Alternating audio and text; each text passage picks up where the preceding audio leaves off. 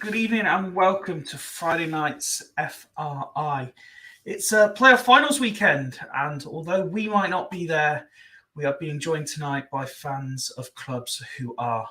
And we wanted to get involved, so I've prepared something of a Swindon Town themed playoff quiz for our regular panelists as well, just to see how good they are at the stats and how much they really know about our interesting history in said playoffs. But before we say hello to them and to our guest tonight, let's roll the titles. Take my hand, take my whole life too,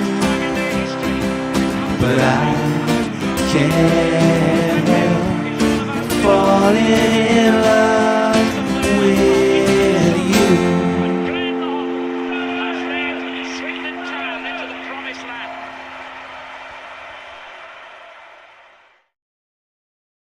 as always, we have the live chat open on Facebook and on YouTube. If you'd like to send your comments in, some will get flashed up on the screen. And our Twitter notifications are open as well if you'd like to tweet us your comments on anything going on tonight, including our two questions, which will be running throughout the evening. The first one, obviously, who wins the League Two playoff final? We'd love to know your thoughts on that one. And also, which is better? They're not necessarily completely comparable, but we were just discussing it off camera. Are you Team Nando's or Team KFC? Who does the better chicken? Let us know. Let's say hello to our regular panelists first, starting with a man who turned down the opportunity to go and watch this enthralling Scottish playoff game between Partick Thistle and Ayr at the pub to join us for a Friday night quiz. Evening, Woody. We'll try again next week. Send. Sorry, I was just postponing family time for one more week. How are you, Fifey? You all right? I decided not to go to the pub because I realised there's no football on. Indeed. Yeah, I'm a bit warm, thank you, mate. But other than that, I'm very well, thank you. What does the bank holiday weekend have in store for you? Well, I'm going to have to turn my light on in a minute because the sun suddenly just disappeared. Tomorrow I am going to watch Chelsea women probably win the league title against Reading. Yeah. And then I think that's all I've got currently planned, which is a bit sad. Family are away in Turkey, so I'm here at home alone and bored shitless already. I think shouting at kids might actually be my thing. Yeah. What about you? I plan on watching all of the playoff finals, as well as seeing whether my local side, Leicester, can miraculously avoid relegation on Sunday. I don't think they will. And I'm going to go and watch Fast 10 as well. Is on the agenda. Nice. I'm potentially thinking about that myself. If I can find someone to go with, sad face. I might actually see if I can wangle some tickets. We were talking about off air for the League Two playoff final. I might see. I've seen that some of them are still on sale, so I might treat myself to a day out at Wembley to bring back old memories. Why not? Why not? Good evening to Birds of Blue. Thank you for joining us. Evening, Christian, straight in there, and he's gone one better. He hasn't just predicted the League Two playoff final; he's predicted all of them: Coventry, Barnsley, and Stockport all going up. Thoughts on that, Woody? Yeah, Barnsley I'm a bit unsure about, but to be honest, it's probably my predictions: Coventry and Stockport. He's also gone Team KFC, not Team Nando's. Yeah, it's just recently. KFC doesn't do it for me recently, unfortunately. So I probably am more Nando's nowadays. But yeah. Very good evening to Shah, who's tuning in. She doesn't just put it out on Twitter. She genuinely does watch us, which is amazing considering she's not affiliated to any of the clubs being discussed tonight. So we thank her as always for her time in tuning in. Let's get some more of the panelists on, shall we? Let's say hello and ask which team you're on to Ben. Oh, hello, boys. I'm second on. Yeah, I'm good. My team. Oh, sorry. I'd have to say Nando's. I had one of them today. I'm not going to have like a thinly veiled dig at KFC or anything like that. But I have to say that Nando's is quite a tasty, properly cooked chicken. Really, it's like grown-ups have when they have chicken. A grown-up can have a Nando's. Yeah, it's not as fun, is it, Nando's? It's not as fun as a KFC, which is like gravy and everything, lovely. But if you're going to sit the grown-up field, grown-up chicken is Nando's. And what does the bank holiday weekend have in store for you, sir? The bank holiday tomorrow. Actually, I'm going on a birthday barbecue and piss up with my friends from Cheltenham. Lovely. So I'm going over there tomorrow night, and I'm going to play some poker as well, and I'll end up falling asleep on someone's couch. So it'll be lovely. Excellent. Well, enjoy. Next up, another fool to add to the panel. Good evening, Friday Night Joe. All right, boys, how's it going? Very well, thank you. Yourself? Yeah, not too bad. Good. So first question, sir. Are you Team Nando's or Team KFC? To be honest, I'm not overly fussed on either. I would eat at either. Get off that fence. Pick one. If I was really pushed, I would go Nando's over KFC, I think. Okay. And what does the bank holiday have in store in the Friday Night Joe household? No family time. No going away tomorrow for the day out. I'm going to London to the O2 tomorrow night to watch Mickey Flanagan. Nice. Be good, then. Going out. I'm just back to work as normal on Sunday night, so yeah, okay. Nothing too exciting apart from that. Enjoy, Mr. Flanagan. I'm sure we will be the perfect warm-up act for him this evening. And of course, it's going to be with the quiz coming up later in the show. Is another chance to do Woody versus Joe, while everyone else is just sort of lagging behind, hoping to pick up points. That is for sure. But enough messing around for the moment. We have important matters to discuss, and that means we have to welcome tonight's guests. Let's start in the Stockport corner.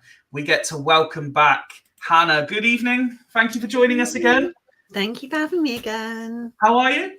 I'm good. I didn't expect to be back. I said I wouldn't be back. You did say you wouldn't be back. So here we go. Pretty much everyone else said you'd be back. I know, but that's fine. That's how I like it. We actually do have the warm-up questions tonight, so we have to ask you, are you Team Nando's or Team KFC? Controversially, KFC, only because I'm a good northern girl, so like chips and gravy, that's the winner for me. I don't think Nando's does gravy.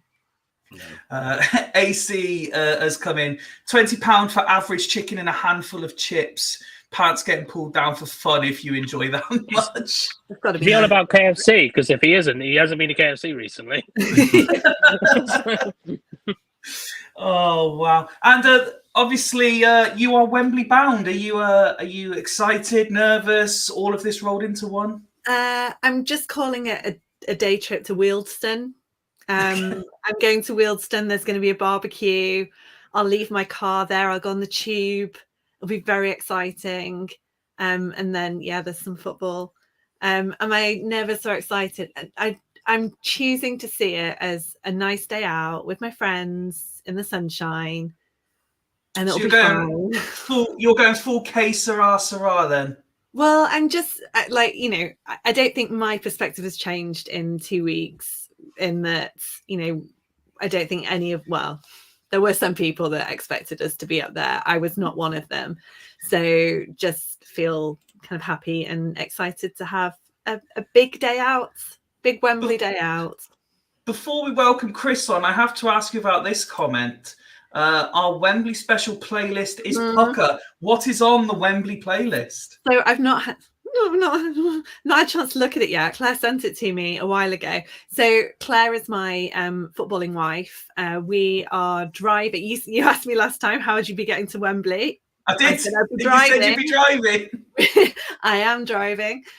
We've got a car full. Claire and an ex-player's daughter who is wearing a shirt that her dad wore at Wembley and lost in. So I'm not sure how I feel about this entirely in terms of superstitions. But we will be heading down our motorway on Sunday. I've not checked the route yet. Claire's playlist, we've got a 13-hour playlist from our Wimbledon trip, and the rule of this playlist is there can be no duplications apart from Jamie Webster's Weekend in Paradise between the two playlists. So I'm expecting Westlife back catalogue. That's why I've not looked at it, if I'm honest. There's some bangers. I'm going to take her word for it. But as driver, I get Vita, and we can go back to the 13-hour Wimbledon special if we need to. You'll be buzzing all the way down. You'll fly down anyway. You'll be so excited. So you might. Oh, have you got? What's the pub called? Name completely forgets me. It's got we're on the east side. I think it's the Green Man in the Green Man. That's it. Yeah, we're on the other side. So we've got the Arena Square fan zone, which sounds very grand and exciting. And I think the Torch, I can't remember. I mean, I'm all for the Wealdstone FC barbecue and bar. But no, I think Arena Square fan zone is ours. But no, Carlisle have got the Green Man. Yeah, the Green Man's good for an atmosphere, but the other one's right near the ground, I think. I remember both of them pretty good. I remember Preston, we had the Arena one, but we had the Green Man for the Millwall one, and that was banging. So this year, I think in 2008 we were in the west side, we're east side this time, as are Sheffield Wednesday and Coventry. So they've done it again with the home teams and split it that way. So hoping that bodes well. I'll have to see what happens on Saturday, because Luton are the Hatters as well. So that feels like a bit of an omen. Well, we will be talking plenty of playoff action in just a minute, but he's been waiting very, very patiently. We're at 14 minutes in almost without saying hello and good evening to Kris. Welcome back to FRI. Yeah, who'd have thought it? I didn't think it. I certainly did not think I'd be back here. I thought I'd be sat here watching Liam and probably Hannah.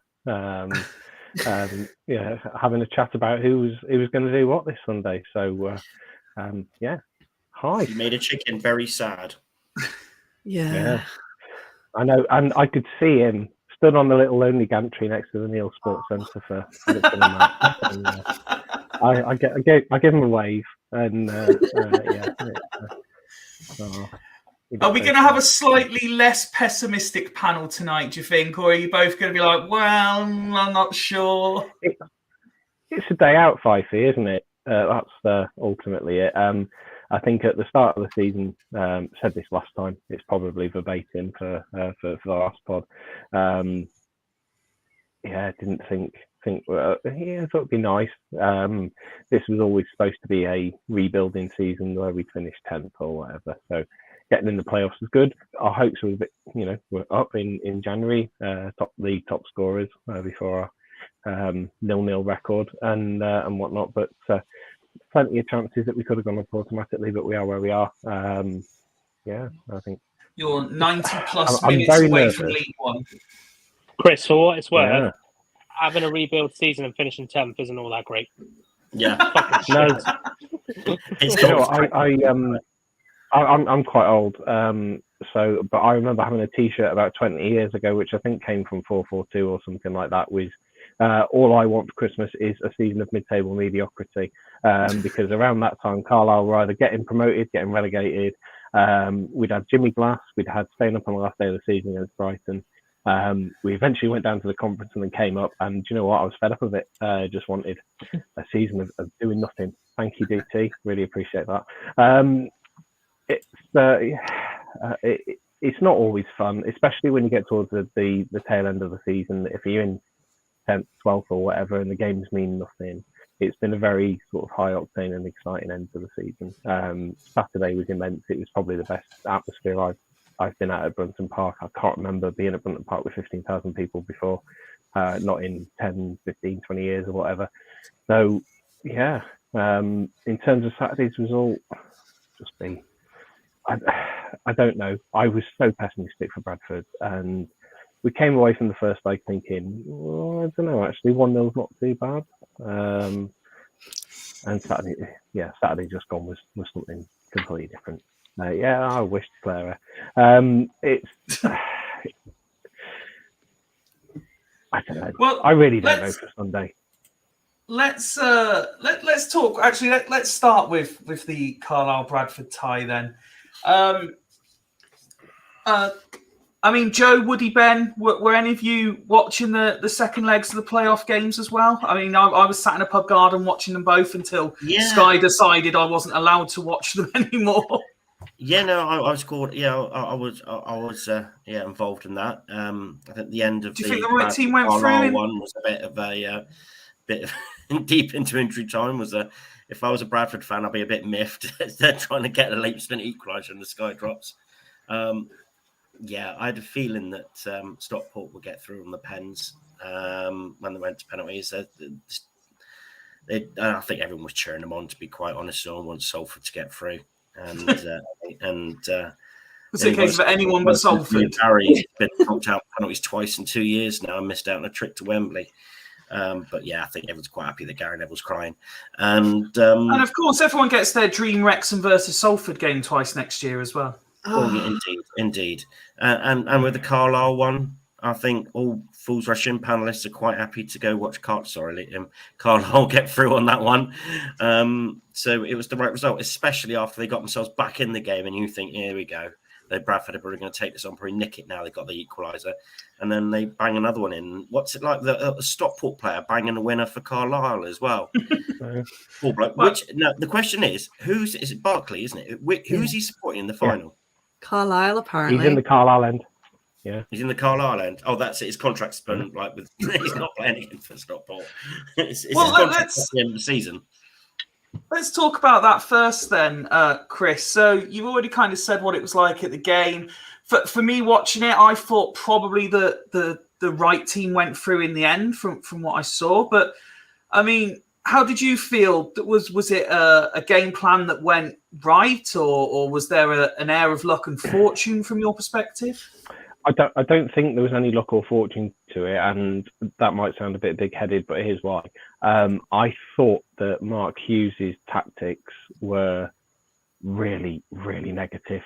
It seemed to be, it was a lot of, that's the way we've always done it.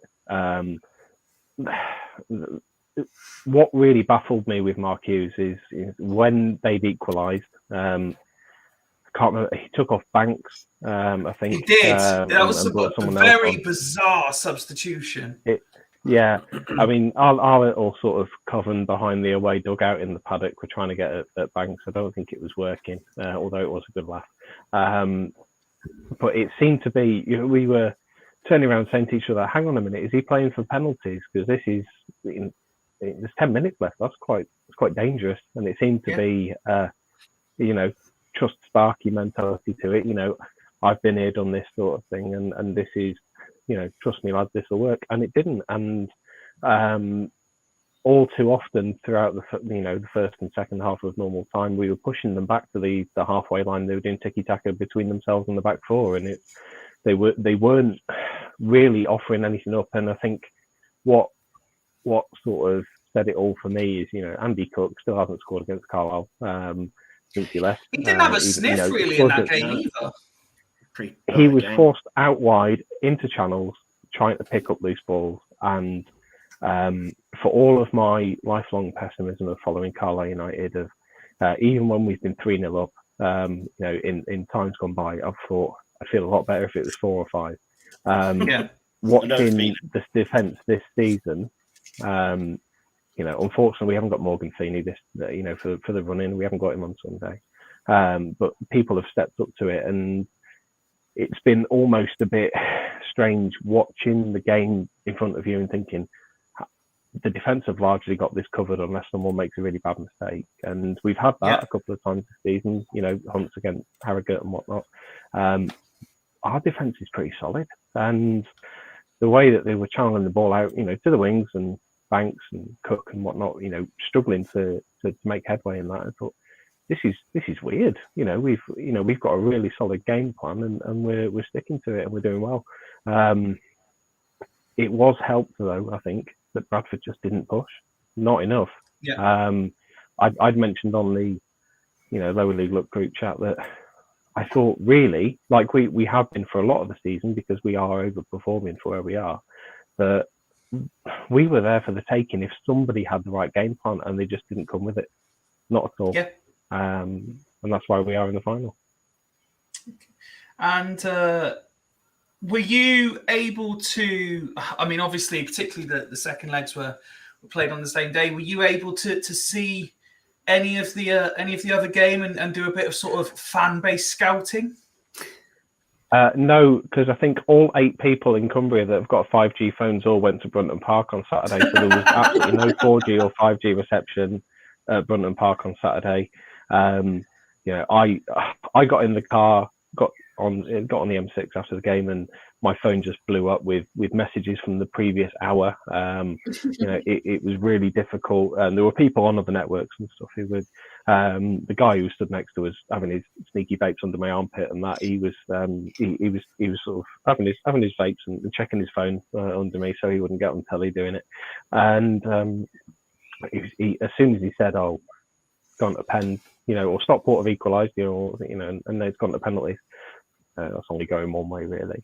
So that was about as much of a keeping in touch as I could possibly do. And and Hannah, for yourself, you were in attendance for the carnage that was the Sheffield Wednesday game previous to yours, obviously. But as has been said, your tie ended up going to penalties. No one that supports any of the clubs involved actually enjoys a penalty shootout. Great for a neutral, horrible for a fan when you're involved. How was the second leg for you? I think the biggest change between the first leg and the second leg was we started to get some players back from injury that we were missing in the first one. So that made a massive difference. I remember looking at the team sheet before the game and thinking, if the players that are on the bench are fit, then we've got a really strong bench. But one of the things that Dave Challoner said after the first leg was that we played the most match fit 10 that were available, which is never a really good sign. So Paddy Madden started, and then about an hour. He missed a fair few chances, didn't he? Yeah, but he was on the pitch. That's what's important. And so about an hour in, we had a kind of raft of substitutions, and that's when it really started to kick in. But it was quite well balanced. I was even more negative going into the second leg than I was going into the first, which I'm not entirely sure. I wouldn't have said that was possible before. And I think only when we scored did I think, then I started to get a bit nervous, because before that I just thought it was what it was, and we probably end up 1-1 and they'd win on aggregate. But I didn't think, I hate penalties. I remember saying to Claire when they scored in extra time, oh, well, I'd rather we lost in extra time than penalties.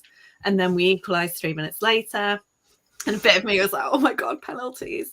I couldn't watch. I watched theirs, but I turned around and kind of faced the back of the stand for hours. It's an interesting tactic. Well, it worked, so I'll be doing it again. Claire says I'm not allowed to watch another penalty ever again, which suits me because I hate them. Salford had got apparently like an FA coaching who'd worked with the England team. Yeah, they kept saying that on Sky that they've taken some of England's research or something. Yeah, that worked.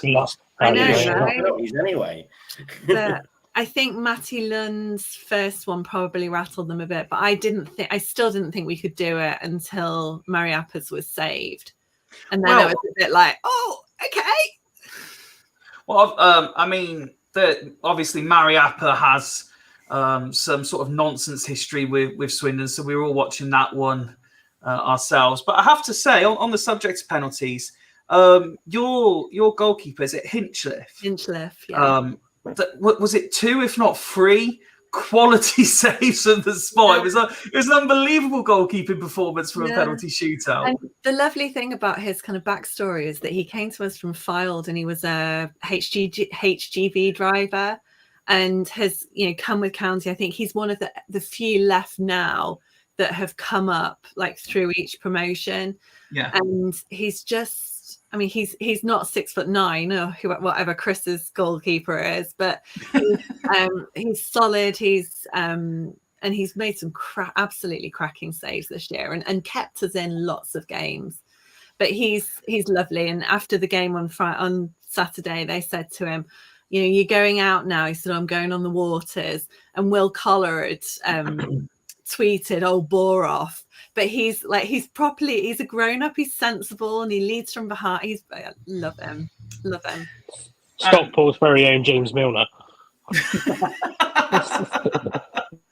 I joked previously, but one thing I was sort of while I was sat watching it thinking is if this was Swindon, I would be raging at Madden living offside. He was just like every time he touched the ball, it was like flag up. It felt, I mean, honestly, Madden being offside was the least of our problems. The yellow cards stacking up was the concern. And I'm still fairly shocked that we didn't lose someone to 2 yellow cards. I think we got 7 and maybe 4 or 5 of them were still on the pitch at the end. And that was far too close for comfort. And people have really criticised the ref. I think it's just inconsistency, and I think probably it's one of those where it looked worse in person than it did on TV. But yeah, just a little bit more consistency from the ref in terms of some of the fouls and the yellow cards. I don't really remember thinking too often that the refs got this wrong at any point. No, I messaged that. So I write for the Real AFL, and I messaged the writers group. I was like, how are you guys feeling about this? Because I'm surrounded by people swearing and jumping up and down and calling him, bent and it's a fix and all sorts. And they were like, no, looks all right to me. Yeah, I would agree. Let's talk about the weekend then. Kris, start with you. Kind of a similar question to what I asked last time you were on when we were looking at the semi-finals, but I had a quick look at your 2 games with each other in the regular season. Does the fact that you didn't beat Stockport in either of the games cause you a concern, or is this just a one-off game that it means nothing? I think, obviously, the cliche is play the match, not the occasion. But it does factor in that, obviously, we haven't beaten Stockport this year. The game at Putnam Park, a month ago, was fantastic to watch. Great game of football. If you didn't support either club, fantastic to watch as a neutral, which I'm not. It's really difficult. It doesn't bother me. I'm going there with. It'd be great to go up. We've already passed our expectations for what I was expecting, really, to be honest. it doesn't bother me. We can complete a set on Sunday. Draw 1, 1-1, lost 1. Yeah. So and you won the one that mattered. Exactly. So. Just before I ask Hannah the same question, guys, we've had a sample of what is on this elite level playlist. So let me know what you think to this. So included is the likes of Queen, Blossoms, Reef Oasis, Taylor Swift, Lizzo, Avril Lavigne, Muse, Green Day, Good Charlotte, Bastille. What we thinking, Woody? Make it to a decent playlist there? Got any room? It's take out Taylor Swift and potentially Lizzo. Oh no, we know, Woody. We know you're a Swiftie. We've discussed this I before. can't stand Taylor Swift. I don't like anybody who thinks that their music is too important for Spotify. I don't like Swindon either. Well, that's fine. Lizzo's just not my style, but Blossoms, seen them live, so I love Blossoms. Avril Lavigne, who doesn't like Avril Lavigne? That's a decent. That's not bad. Not bad for starting. If you can play Taylor Swift and Lizzo, and then pick me up in Birmingham, and then listen to the rest. Sorry, Chris, what were you going to say there? I've had a playlist shared by Claire before. Full of. I'm not a Taylor Swift fan, but it's good. It's good selections. I'm sure it's fine. Depends which Reef song it is, though, because it's got to be Put Your Hand. No, no, you're old. That would be better. Joe, would you be happy on a long road trip to Wembley? Or sorry, we're not still calling it Wembley, are we? Wealdstone with this sort of playlist. Yeah, I think most of it looks pretty good. Excellent. Hannah, flipping the question I asked Chris onto you then, are you more optimistic knowing that you haven't lost to them this season? Or is this another one of those where records are there to be broken? No, playoffs are a lottery, aren't they? And I think every game stands in isolation. So the only thing I would say is that, we had, I was relieved that it went to extra time, because having seen kind of Sheffield Wednesday and Peterborough versus Bolton Barnsley, which didn't, they've played however much extra football and all the kind of the mental kind of trauma that goes with that, whereas we've played the same amount of football plus penalties. But I think the rest of the season doesn't matter. It's just the one game and standalone. Did you have many players cramping up in extra time? Yeah, a few with gels being kind of flung around on both sides as well. It wasn't just ours, as the soccer players too. And I was talking to Ryan Rydell afterwards, and I was like, "You all right, love?" He's like, "No, I'm fucked." Like they played their hearts out, and I think a lot of them had probably pushed on, and hopefully they've had the time to recover over the last week. It should be fair then. I mean, even Sky picked up on the fact that Owen Moxon used the corner flag to stretch out before looping the ball into Callum Guy. It was difficult. Our players, it was like walking wounded on Saturday. So. Yeah, I don't think the heat helped. No, certainly not.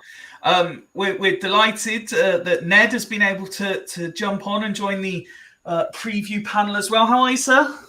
Yeah, good, thanks. So I finally got the kids in bed. She's had naps throughout the day, which was the reason why it was so difficult. Yeah, I know. Yeah, don't do that. Tragic mistake. How is the wife, Ned? She's securely chloroformed in bed with the handcuffs for security. But apart from that, yeah, she's fine. We'll start out as a light-hearted joke. Yeah. Oh, hello, guys. So question for you both, just on this comment from AC. As a Town fan, under 30k tickets sold is rancid. We were taking 30k plus.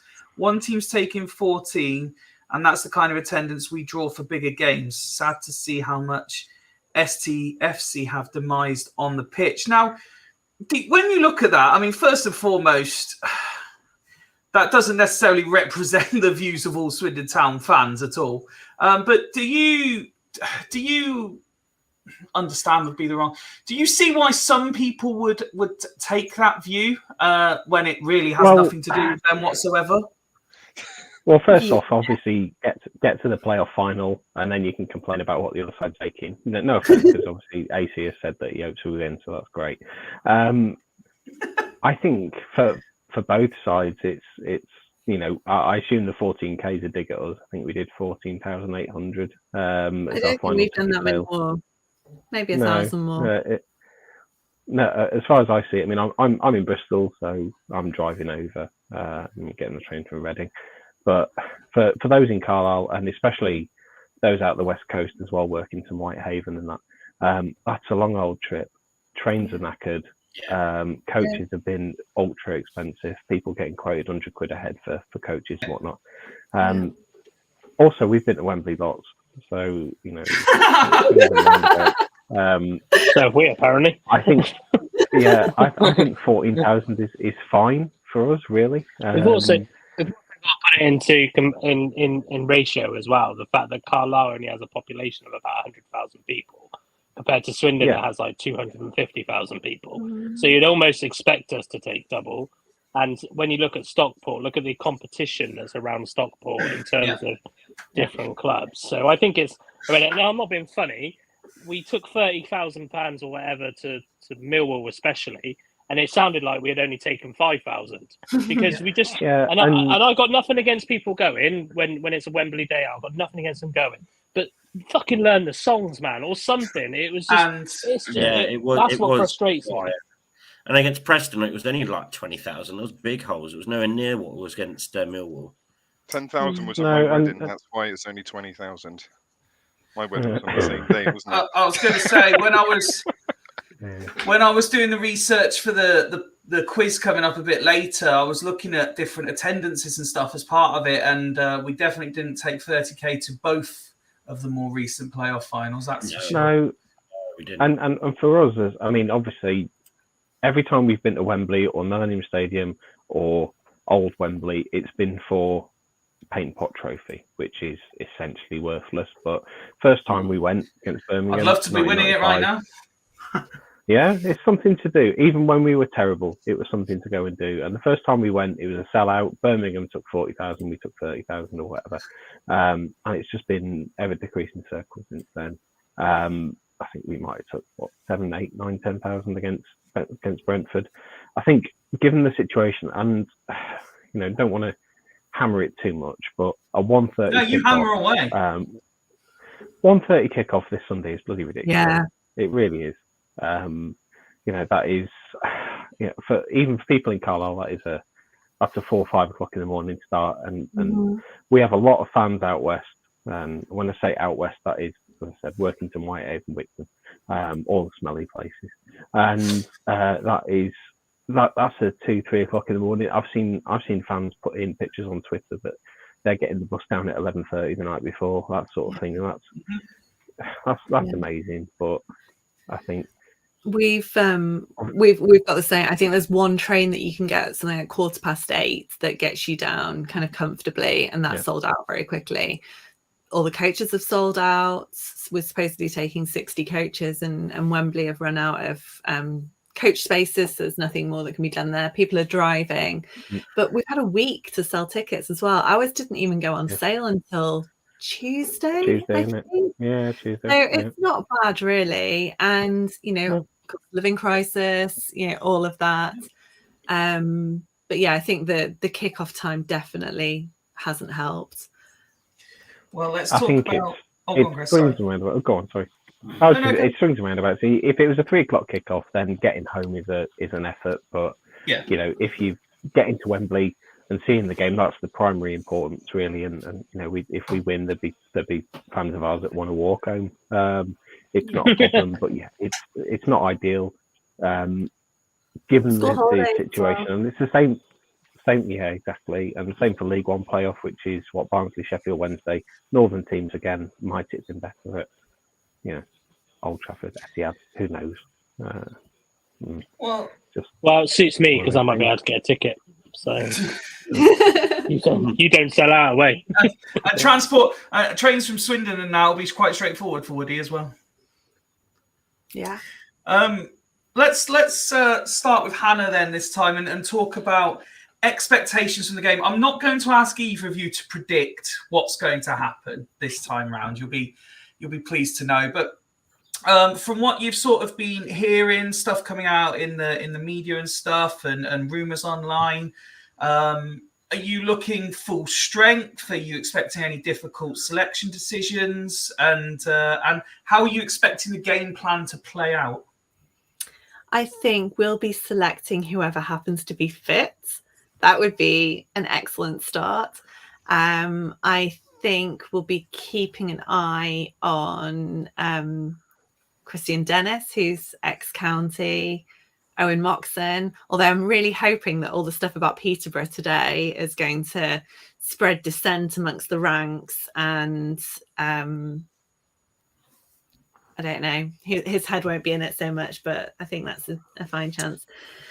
The thing is, when Peterborough come calling, people tend to go on the beach, don't they, Ben? That's a thinly veiled dig if I've ever seen one. Yeah, poor old home. Indeed. Sorry, Hannah. I was just trying to keep it slightly STFC related as well.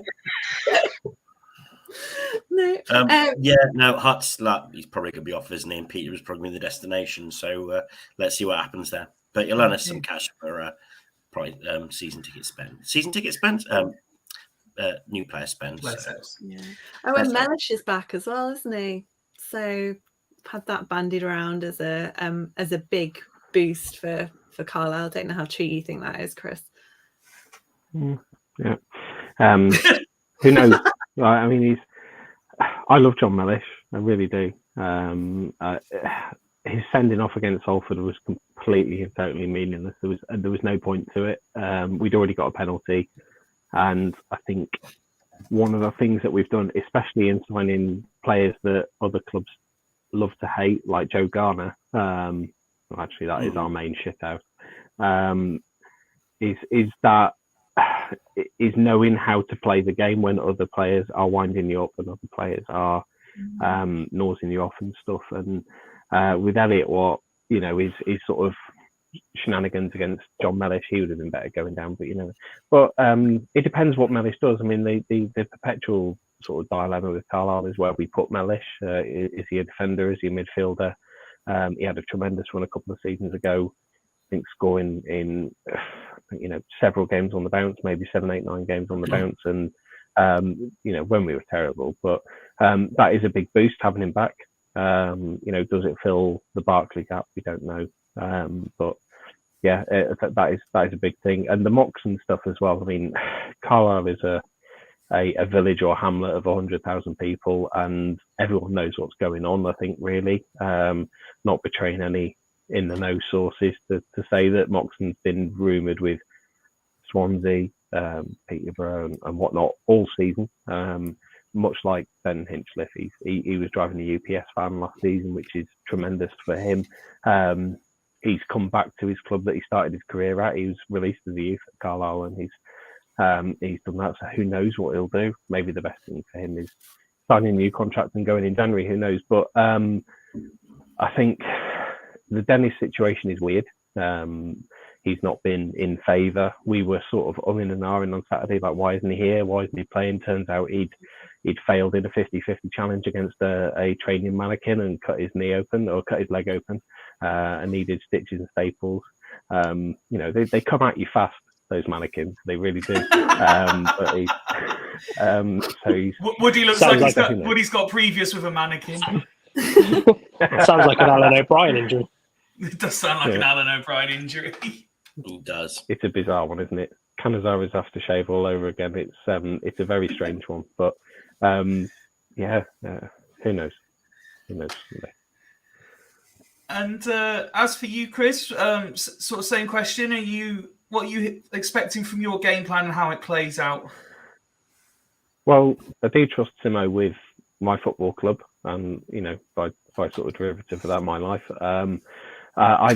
Whatever he decides to do is for the best, and we'll just see how it goes. Really, I mean, I thought the game plan against Bradford was excellent. There's been several games this season where you stand there thinking, "What on earth are we doing?" Walsall away was one of them.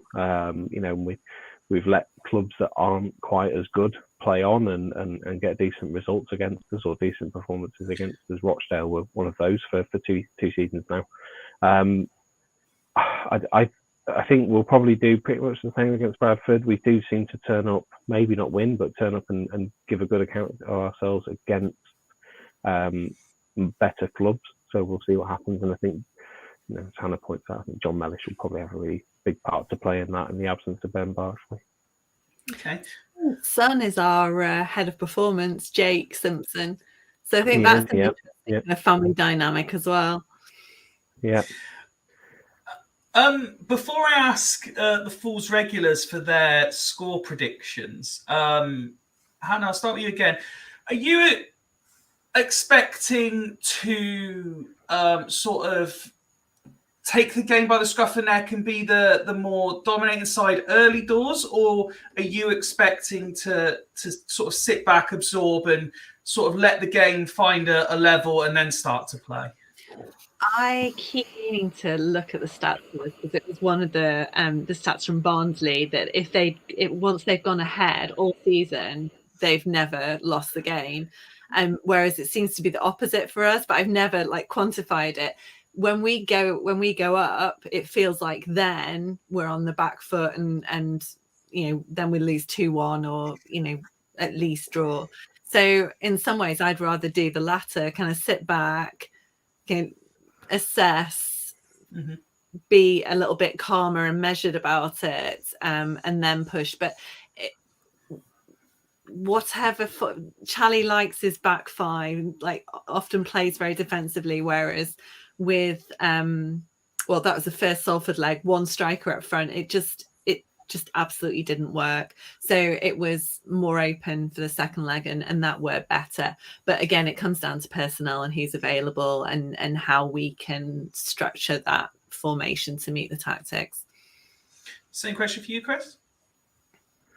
I think the last sort of couple of games that I've been to, so that was Salford at home, and obviously last Saturday, but Salford at home was quite indicative of it, last game of the season, where almost a bit too much respect of let's see what they can do, let's see what these lot are about, and Luke Bolton was ridiculous. And I think it was similar to the first sort of 45, maybe 60 at Valley Parade as well.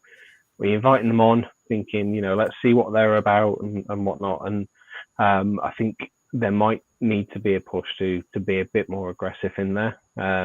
I don't know whether that is against what Paul Simpson wants to do or not, but my gut feeling is I can see Stockport scoring first, much like the overall balance of the semi-final. Bradford scoring first, and then we equalise and take it longer. And whether that is we get a second half equaliser after a Simo team talk at half time, Joe Garner kicking off and shouting stuff. I still think our best tactic is generally going behind and sending Joe Garner on angry, because he's really good at that.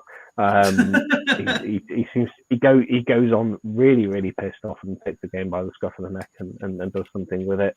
I don't know. I think I keep going back to the idea that John Mellish is back as well, because one of the things, and you Swindon lads would have noticed this when we played you at the county ground, is that one of the things that John Mellish does really well is act like a complete and total knob in the penalty box for corners and set pieces. We're all pissed at you, Kris, so we didn't notice anything.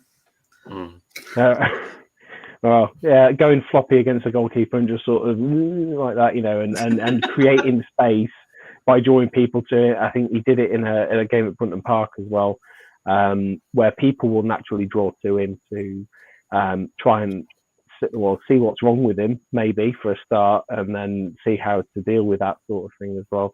I don't know. I think I've got a feeling that the first sort of half an hour will be sort of sizing up the game, getting an idea of what to talk about for the second half. I wouldn't be too surprised if we went in at half time a goal down and then see what goes from there. But I do I think it's in our power to do something with the match, and I think the best you'll see from Carlisle in the half. Let me offer you both some advice from experience, and the rest of the lads will tell you it's probably best not to go 3-0 down very early because the fans leave before halftime. Yeah. That's just some free advice from me to both of you. Is to not go 3-0 down early. Well, have a look. Watch Swindon. Watch the Swindon tape, lads. Yeah, and let's not try and go 3-0 down before half an hour. I think that's a very good idea. What an excellent pre-match team talk. Right, I will give you both a short break before I ask you your final questions before we let you go in and enjoy what is playoff final weekend. And I'll come to the Fools regulars. Ned, let's start with you. What's your predictions? Who's going up? And is it 90 mins, extra time, or penalties? Well, I don't want to be I can't think of what the word is, but when you say one thing and then just because the people are on, then I go a different way. So well, you've got someone from both teams, so it doesn't matter. I know, but I hate Carlisle. I think Chris is gone. He's not there, Ned. He's not there. That's all right. Yeah. Oh, well, he's back. What? Someone hates Carlisle.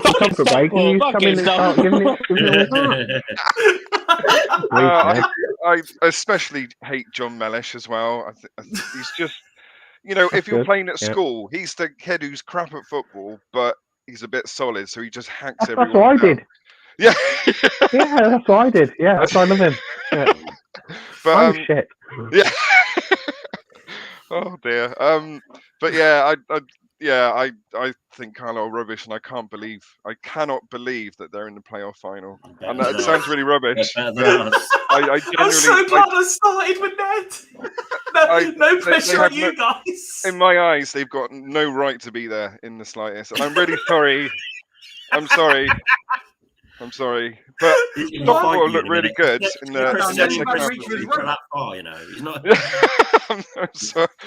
I'm not sure is this whole thing is going to lead to Ned saying, and despite all of that, they win 1-0 in 90 minutes. Yeah, this is only going to end badly for me. No, I think Stockport win this. I can't even see Carlisle scoring. I think it's going to be a 3-0 victory or something for Stockport. Wow.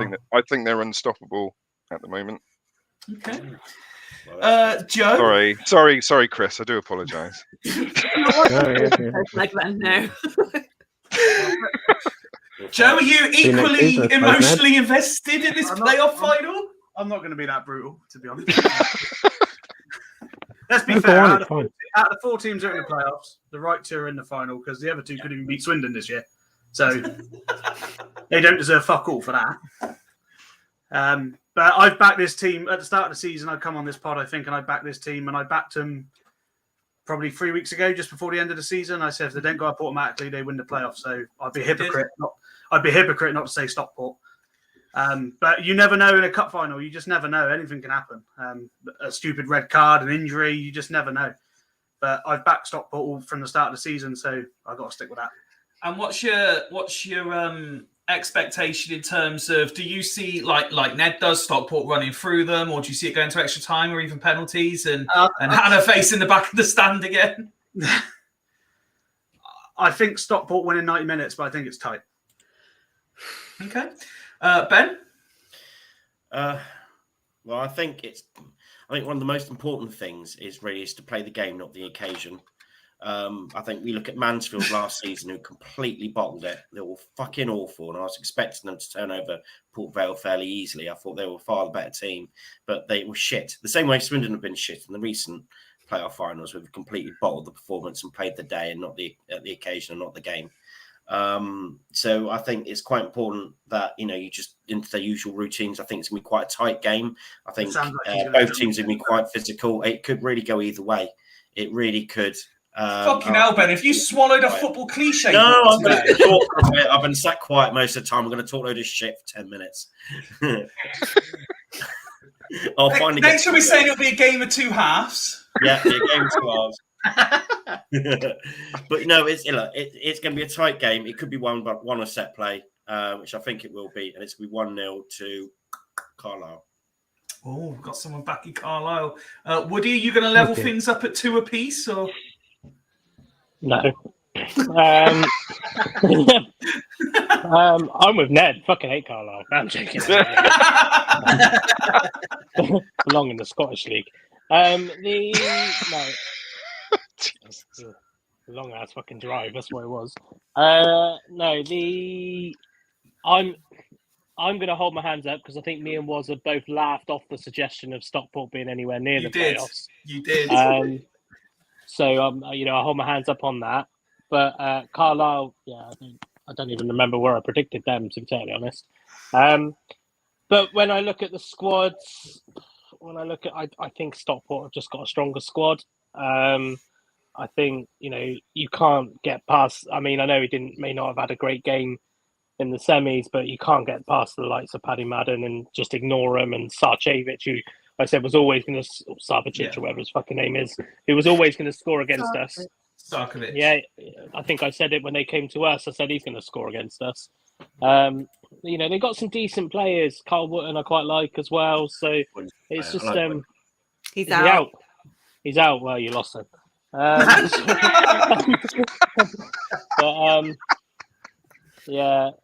no, I do think Stockport probably just got a little bit extra.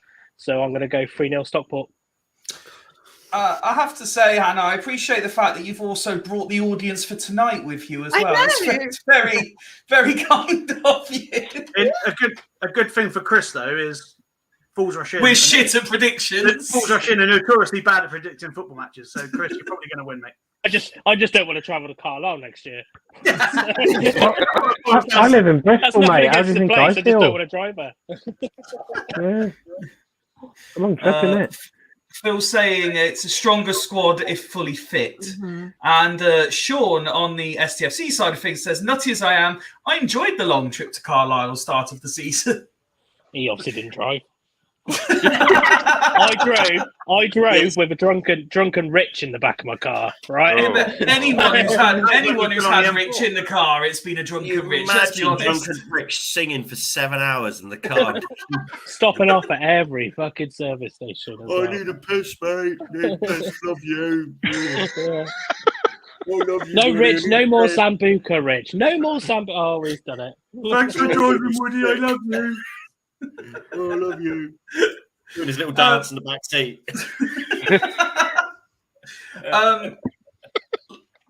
Kris, let's start with you again. I won't ask you to predict the outcome because in theory you should be backing your side to win. But just tell me, is it done in 90, extra time, or penalties? I think we may invoke the spirit of Jimmy Glass and do something the very last minute of normal time. Is what I Swindon think. related. Yeah, nice. Nice. Play into the crowd. He knows. Yeah. I've got a big job here to get people on side, so I thought I'd drop that. Mic drop. Sean added his impression of Rich into the chat as well. Hannah, are you thinking 90, extra time, or penalties? Oh, fuck it. I'm going 90 as well then.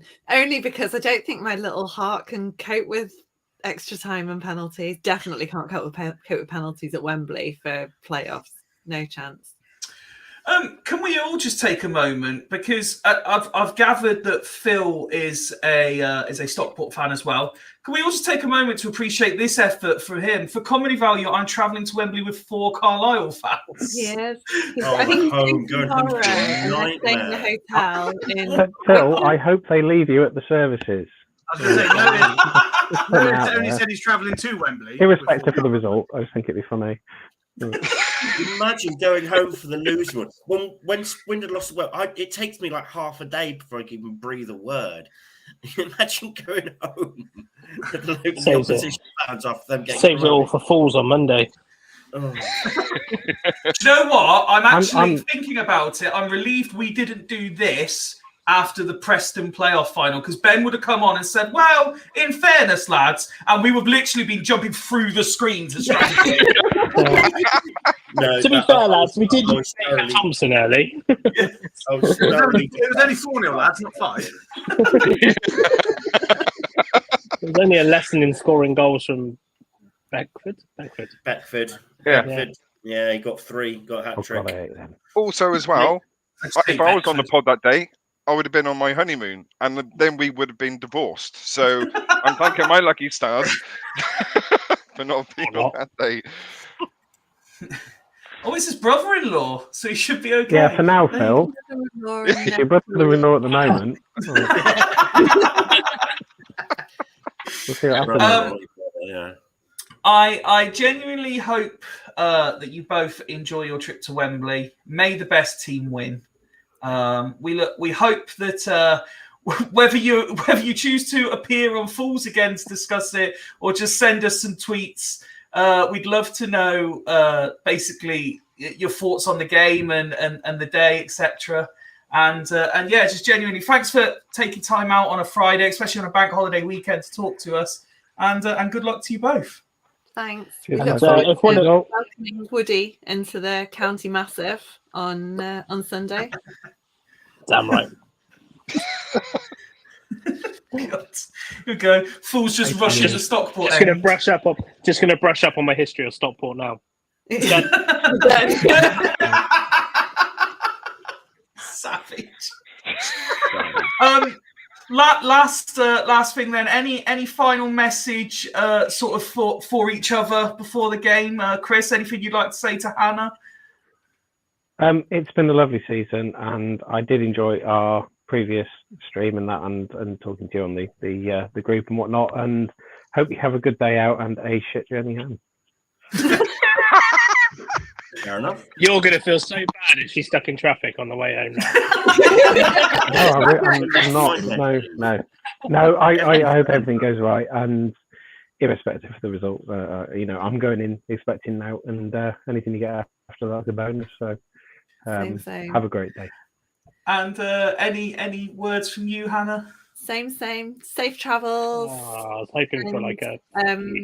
Yeah, I hope you've got somewhere as lovely as Wealdstone FC to host you on Sunday, because we're having a barbecue and it's going to be lovely. Lovely day out. One of the Bristol Blues is flagged as a parking spot at his work in Reading, so that's our day out. And we get a train. How the fuck is there more than one Carlisle fan in Bristol?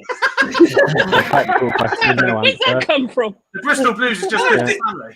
Wait, no, did you Yeah, not it's listen just- to the it's first just me and time Taylor, Kris to was be on? He honest. told us there's a feeling. Bristol Blues. And Hannah, Chris, just one last. Why Carlisle, Chris? Well, just out of interest, why Carlisle? Are you actually from there originally or something? Or? Yeah. Family. That just goes to show you, Chris, how, I how the just thought regular it'd be panelists funny. watch Yeah. the episodes that they're not on. He's usually a gashead, but we couldn't find a Carlisle fan, so we just take the Bristol Rovers fan to jump on. I tell you what, that gives me bad memories. I had a season ticket at the gas. He's like, oh, Joey Barron. Yeah, all right. Yeah, good night. Are you eating? I'm like, no, thank you. Joey Barron, we love him. Yeah, of course they would as well. Pick any club that would.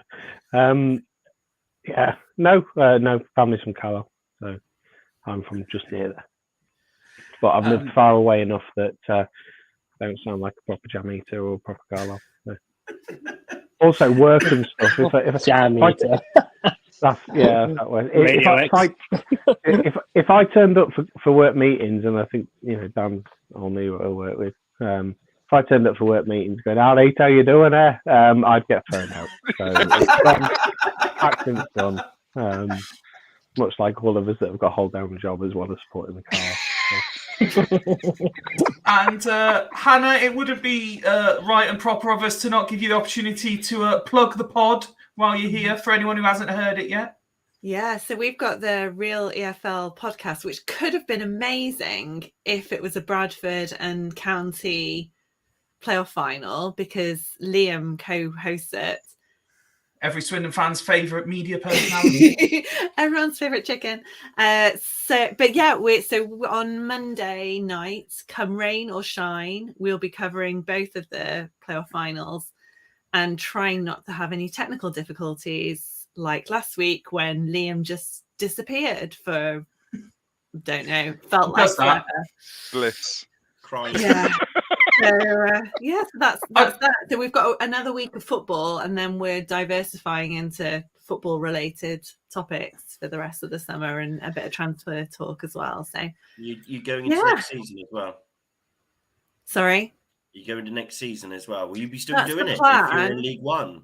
Yeah. So if all the stars align, I can be the League One expert, knowing nothing, having watched 2 League One games ever. And Liam can be the League Two expert. What could possibly go wrong? Well, we would also highly recommend listening to the real EFL, but maybe listen back to it later because, as Hannah said, they go Monday, and so do Fools Rush In. So stick with us and listen back to them Ours later. isn't live. Listen to it like at your leisure. People keep telling me at work that they're going to sleep listening to me, and I'm like, this is a little bit weird, and maybe a conversation for HR. But more to the point, I'm just a little bit worried that you're telling me that I'm putting you to sleep. So that's good as well. Again, Kris, Hannah, thank you for your time this evening. Enjoy Wembley. Good luck, and hopefully we will. Hopefully one of you will come back on a couple of times next season. But hopefully you'll both let us know your thoughts on the day, as once it all settles down and the result sinks in. Yeah, a chip update, obviously. Chip update, absolutely. Thank you very much, guys. Take care. Thank you. Bye. There you go. Bye-bye. Right, that's us done, isn't it? No, that's not us done. That is not us done at all. Waiting in the wings, do we not, I think? Sorry? Do we not have someone waiting in the wings? No, not yet. We're waiting for him to turn up in the wings. John. He's been out for John has been out for a few sherbets this evening, but he was hopeful of having a power nap and coming on in time for the quiz. So we will hopefully see him appear in the next few minutes. But before we start the quiz, there was actually some news, and we should all say congratulations to Seydou Khan as he's been called up to the Gambian national team. So, Joe, we've got another international in the ranks. Proper international this time. None of this Caribbean bollocks. This is proper international football, decent standard. Yeah. To be fair, I'm joking, but to be fair, he's had a bit of stick from people this year, but I thought he was one of our best players last season. So fair play to him. Hope he gets on the pitch, and I think it's about another month's time in it yet, so it's quite a while away. But good luck to him. Fair play. Got time to get that pent up aggression out of him so he doesn't get sent off on his international debut. Don't matter if he gets sent off for them, he won't get banned for us, will he? Hopefully, playing with better players doesn't prove him, but means we're getting one more international. We can call games off. We put some of the teams off. I have had a message. I've had a message from John. He is watching, but he's in bed, so he won't be joining us for the quiz. Oh, bless you, John.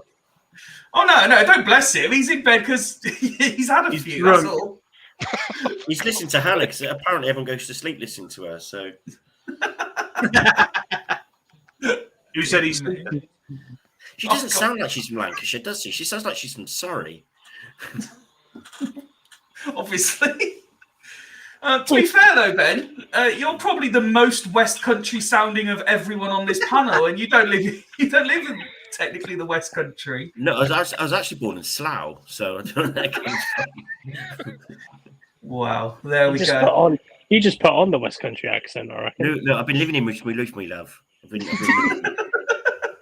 been living in Cirencester and Gloucestershire for a little while. All my life. Gloucestershire. Cirencester. Oh dear me. It actually, I have to work at it when I have to describe that a Wiltshire accent is not the same as a Somerset accent or a Bristolian accent, and I have to go full combine harvester with it to explain the difference between people's accents and why I don't sound like I'm a farmer. But Swindon is still West Country, which other West Country places cannot actually grasp. And we're the only West Country team to bring any success to the West Country, being the only team to win a trophy, West Country team, and the only West Country team to play in the Premier League. Still, Bristol City. When you say the only West Country team to ever bring in any success, Yes, surely teams like Plymouth, Exeter have all had their own successes. Yeah, but they've never won a major honour, which is a league trophy. Did one of them not just win the league? Not the Premier League. Well, Swindon haven't won the Premier League, Ben. They won a league, but it's not a major trophy. You know, it's not like a proper cup. Like, to be fair, Ben, I'd argue a League Cup, I'd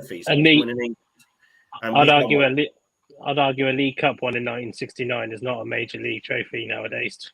Yes, you tell that to the Man United players that were jumping around this season when they won something, and then little Tim Pot Cup going woo. And because of that's because they won it this year. Yeah, and fucking 3/4 of the fans were alive when Swindon won the League Cup. The following year, we go to Napoli, go smash them. Roma, go smash them. He says it like he was there. During the war. During the war. Sean says my accent is fucked up, mixture of Aussie and wheat country. Come on, mate. Do you want to pass this another screw me there, my love? God. Right, we need to get on with this quiz before Ben gets us cancelled by doing this full array of accents. Jesus. So yes, I've been preparing a playoff themed quiz for you all.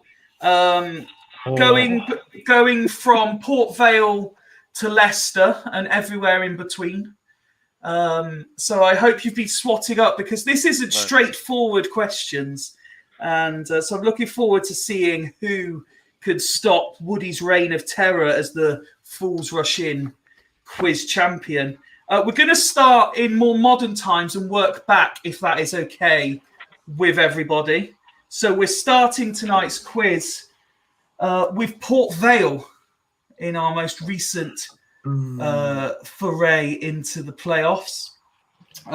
We've got 4 questions based on the Port Vale tie.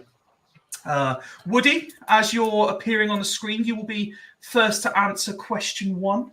And it goes a little something like this. Yes or no? Which player who missed a penalty for Port Vale against Swindon in the playoffs scored a match-winning goal against Swindon this season?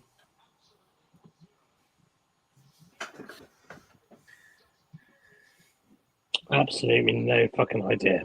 No idea. Okay. Ben? Is it Edmondson? Is it Edmondson? Ned? I would say I've got no idea, but I'm going to say Edmondson as well. Ned's going to shit out Edmondson. I'm going to say Edmondson. And Joe? Yeah, it's pretty. Because I've just remembered he played for Port Vale. I remember him scoring against us for Carlisle. That's the only bit of the fucking Carlisle. 94th minute, all on his own. It's like, should we stick someone on the back post? That 6'5" striker on his own. Woody, I care about the integrity of our quizzes, so I'm not going to give you the point for shithousing it afterwards. Everyone else, however, is correct. Edmondson gets you a point. Joe, you are to go. In fact, no, we'll go along the screen, I think, so everyone gets a chance. So Ben, you get to go first this time. How many away fans were attributed as travelling to Port Vale? Oh, how many did we take? Well, they didn't let us have the proper away end because they were scared we'd sell it out, even though they couldn't sell out the county ground. And they moaned and cried about that we only gave them the Stratton Bank. And then yeah, they couldn't sell that out. So they cried and gave us the tiny end behind the goal. I think that was 2,300 at a guess. I'm guessing 2,300 at a guess. Ned? I'm going to say 1,950. 1,950. Joe? I'm pretty sure it's lower. What number are you going for? I think it was more like 770. 770. Woody? Did you say 770, Joe? yeah, 7,070 is Joe's. Well,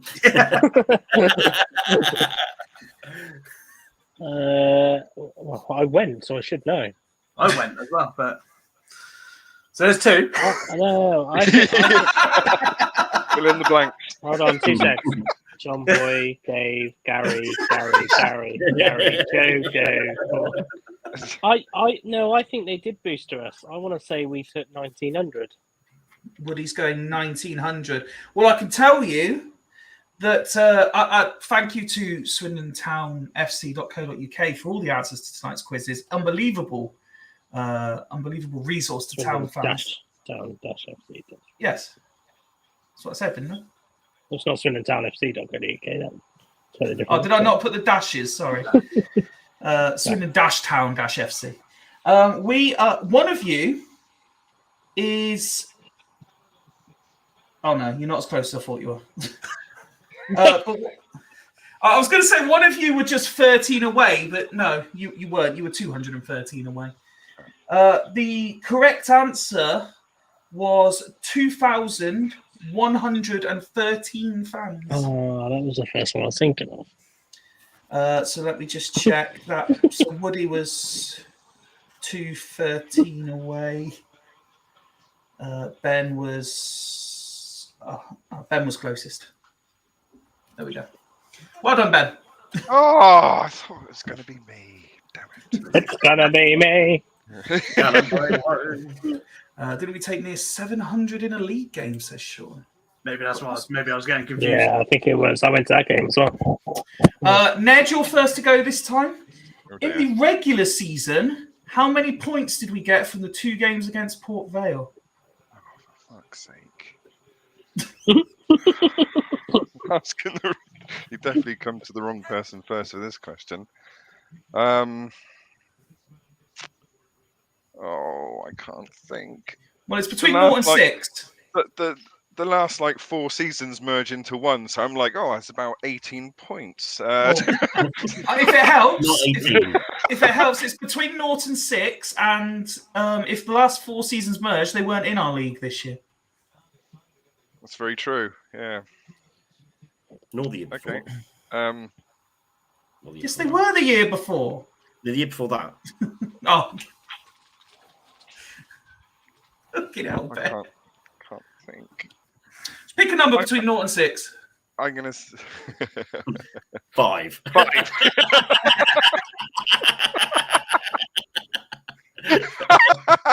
The only one it couldn't be.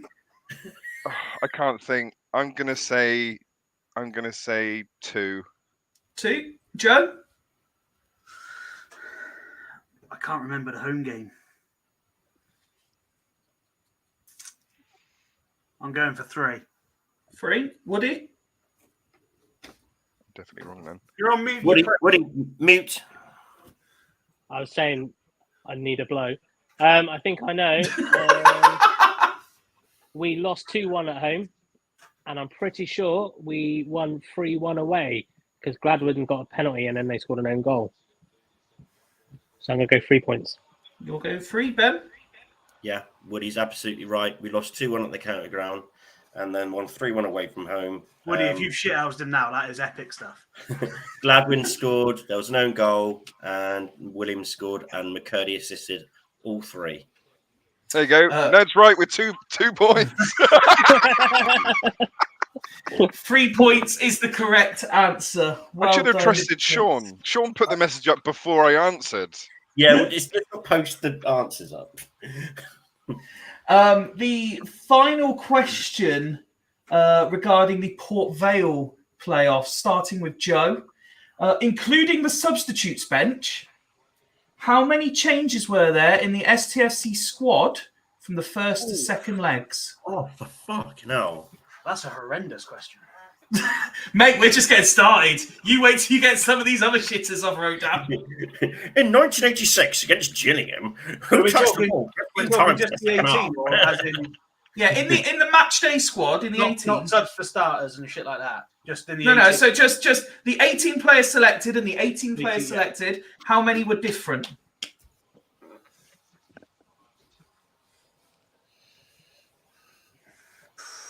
It's a tough one, isn't it, Joe? 1. Going 1. Woody? I'm going trick question. 0 for Woody. I did think of that, but I thought maybe Ben? it was 1. Right, this is first 11, yeah? No, fucking hell, Ben. I've literally just said. In the 18-man squad, how many changed?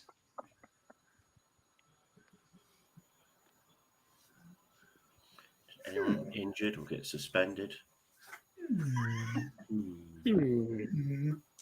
I agree with Woody and say 0. Okay. Ned? Well, I guess I'm going to have to shout and say 2. Ned's going 2. I can confirm that somebody is correct. Oh, That means it's me or you, Ned, because it said somebody, not 2 people. All right. we're shit. Ben's a nobody, not somebody. The correct answer was there were 0 changes in the matchday squad. Oh, So that means at the end of the Port Vale round, Woody is on 2 points. Ben got all 4 correct, or got all 4 points. Yeah, Ned nice. is on 1, and Joe is on 2. correct. Right, I'm out. Next, we are going to. I've got to get this in the right order, haven't I? So it would be the Salamori. Child. No, that's the wrong season as well, isn't it? Let me try and get this in the right order. Sheffield United and Preston era. I'll be How ready. long between the two? I don't think I missed one in between, did I? No, that was that one. 2015 was the one before.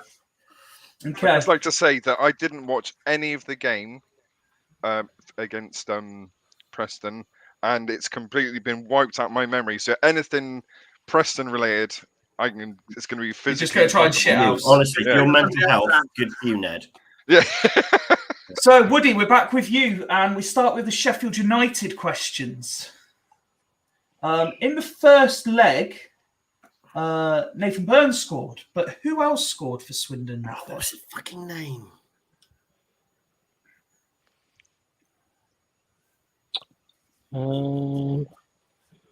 I was there right behind the goal. Ricketts. You're saying Ricketts. Ben, do you think it was Ricketts or someone else? Yes, it is Ricketts. Ricketts, the header looped in over the keeper into the corner that we absolutely went mental. Limbs all over. I get the place. feeling that Ben's tactic is to just copy Woody. I might turn it round and start going the other way. Round. Just make up a little bit more detail to make it sound like it is. Ned? It wasn't even a header, Ben. It was the header from the corner. 30-yard volley, wasn't it? Yeah. Went in. Ned? Ricketts.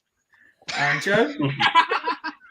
Yeah, 100%. Sam Ricketts. As soon as it hit his head, I was celebrating. I was celebrating before everybody else. It was one of the sweetest headers I've ever seen. It was beautiful. It was one of And- the brilliant headers. It was a Sean is Right. playing along, also Right. says Ricketts, Shit for us. and you are all correct.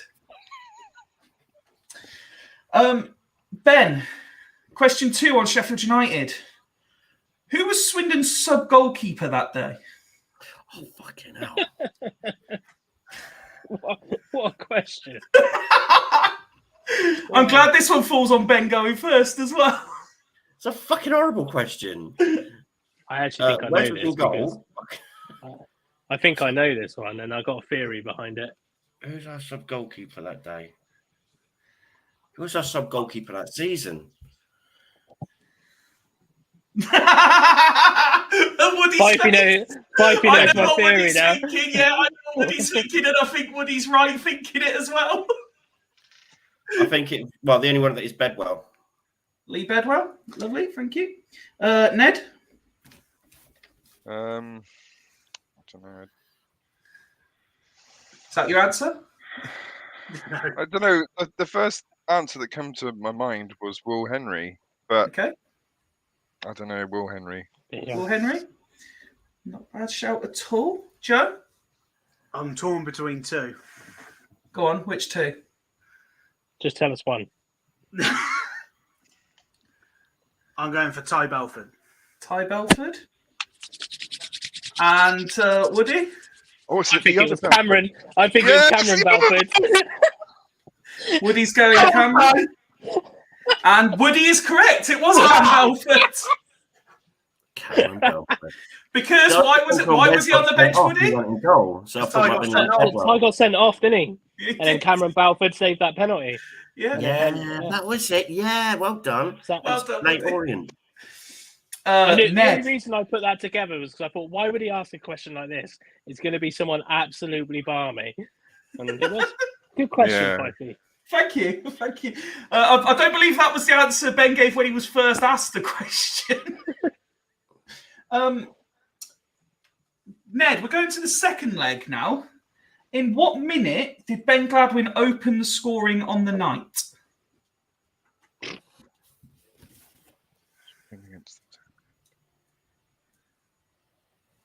Gladwin. I remember the goal, but that's not helped me. And it was light. So, It was not. exactly. So we know it's in the first 10 minutes of the game. I'm going to say. I can't remember. I can't remember. Who did that? Harry Neville. Sounds like Joe. I recognise it. Rooney. Ned knows that from anywhere. Yeah. I'm going to say 30 minutes. I can't remember. I go remember the goal, but I 30. can't remember. Joe? It was I'm sure it was quite early. Do you think it was early as Sean's predicting? He's saying 8. That's literally what I just said. 8. So Joe is going 8. Woody? Why didn't you show that a second ago? Because he hadn't done it. You need to stop flashing out the answers before people have answered. You don't know if he's right. We've got 8 been minutes right. earlier. I think it's earlier than Well, that. we got 3 in the first 20 minutes. So I'm going to go 7. Woody's going 7. Ben? 4. Ben's going 4. I reckon One of you is bang on. One of you is bang on. Oh. And the point goes to Ben. 4 minutes. Gladwin. Next, we come to Joe. You're starting us off this time. Right. Who scored the last goal in the game? Shay Adams. Che Adams. Woody? Shay Adams. Ben? Oh, what a wonder. Bent it in top corner. Just on 90 minutes, and then 8 minutes went up. Fucking header, Ben. It's actually, watch it again. It was in the bottom corner. Ned? I was only little. Che Adams, I guess. With the finest tap in at the back post. We've all just shit out of Ned there. Everyone gets the point for Che Adams. Well done. We're back with Woody for the last question on Sheffield United. Which former Redditch player started for Swindon that day?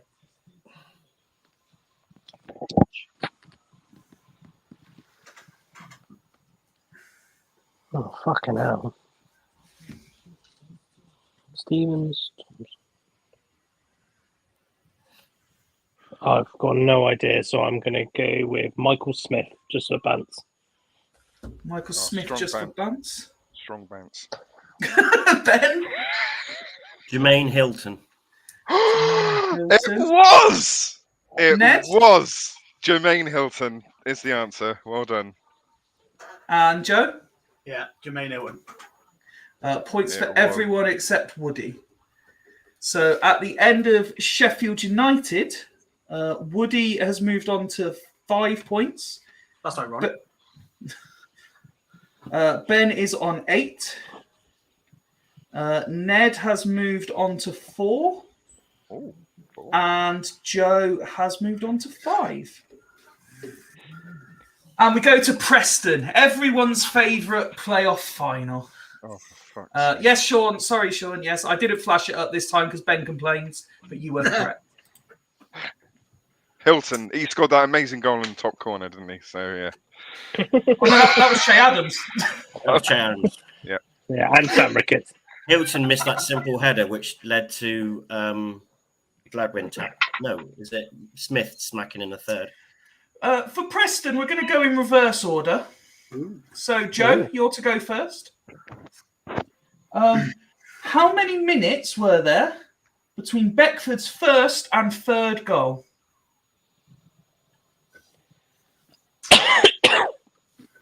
This isn't Who Wants to Be a Millionaire, Woody.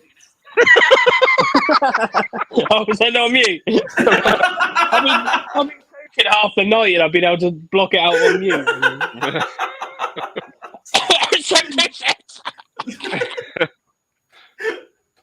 I'm going to go... did he score 3 in a row or did he score the 4th? He did one of those things, yes. I mean, by the law of averages.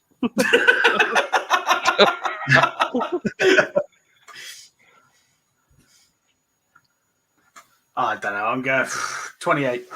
28 minutes for a hat-trick. Lovely, thank you. Ned? Some point between first course and second. So, the wedding breakfast. So, I bet you were so angry during that wedding. I love you, darling. You look wonderful. I'm going to say 23 minutes. 23 minutes for Ned. Ben? Can you repeat the question, please? I wasn't really listening. No.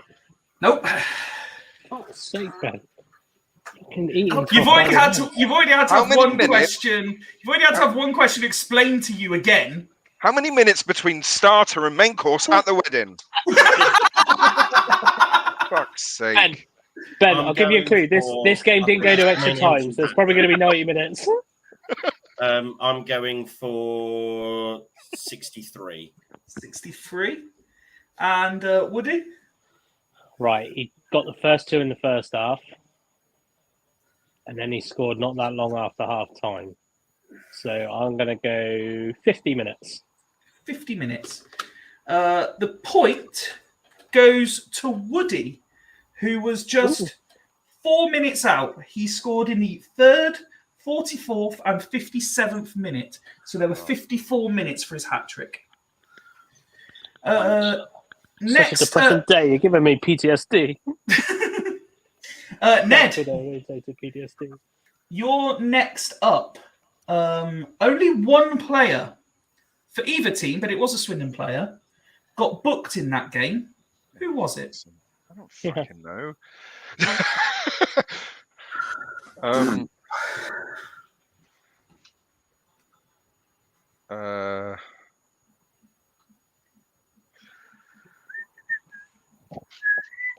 Pick a player from that squad. Any player.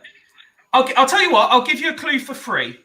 It wasn't Nathan Thompson. He wasn't on the pitch long enough to get booked. That's literally who I was about to say. God's sake. Gladwin. I don't know. Gladwin? Ben? I guess Jordan Turnbull. Turnbull? Woody?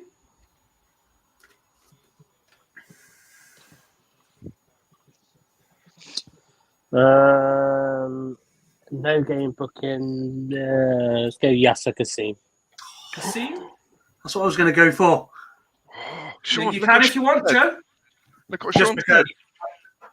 in case Woody gets further away, I'm going to go with Kasim as well. Go Kasim as well. Tactical. The only player to get booked in that playoff final was Yasser Kasim. Well done, boys. Oh, Ben. Oh, you've lucked out here. Well, no, you haven't lucked out. You've hit lucky here. This is certain point for your first question. What happened to Fifey en route to Wembley that day? Cheers, Joe.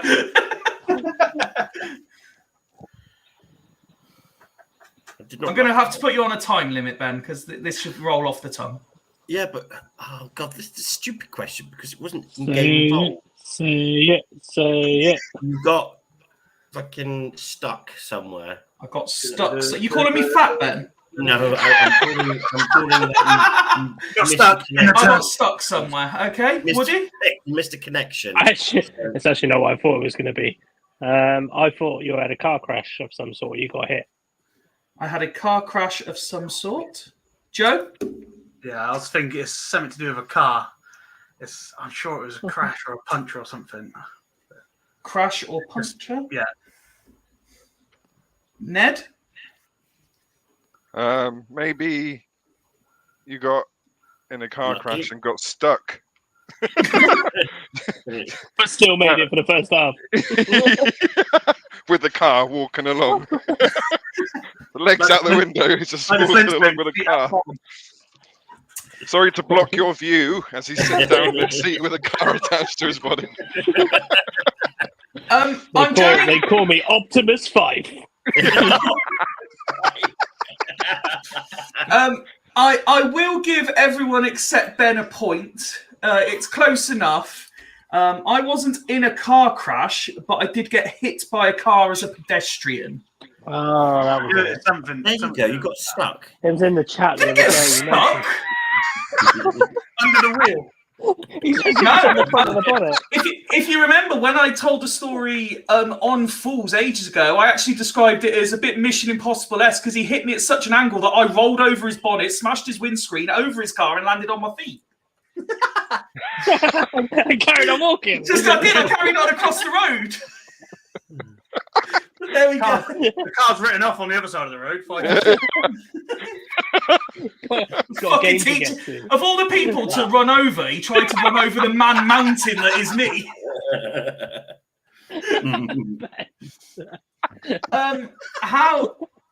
Last question on Preston, Woody. Oh, God. And if you were paying attention earlier in the show, you might have some idea where to ballpark this. Ned, what's going on with you? What's happened to my camera? Ted, give it a tap. Now who's got stuck? What the fuck? Woody, how many STFC fans are attributed as being at Wembley that day? 20,000. 20,000. Joe? A bit more than that. Oh, you fucking shit house, I bet. Yeah. What's happened? This happened once before, Ned. 24,000. 24,000. Ned?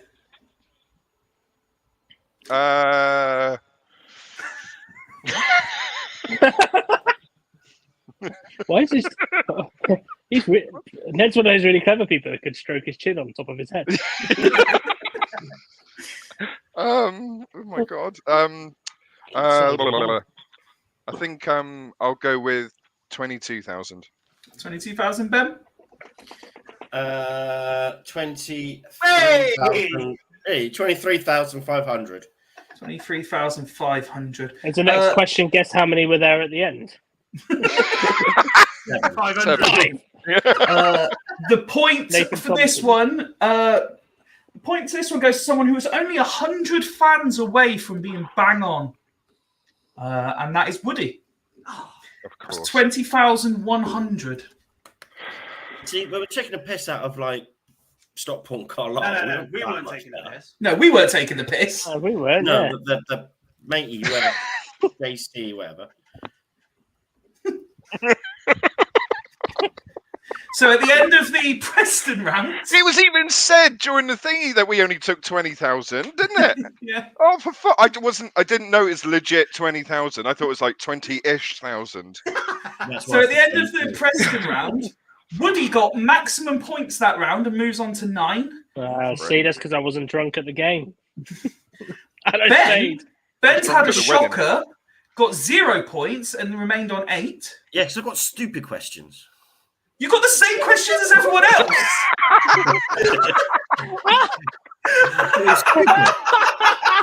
What were you was answering? Ben, how many people were there? 7. Like alphabet.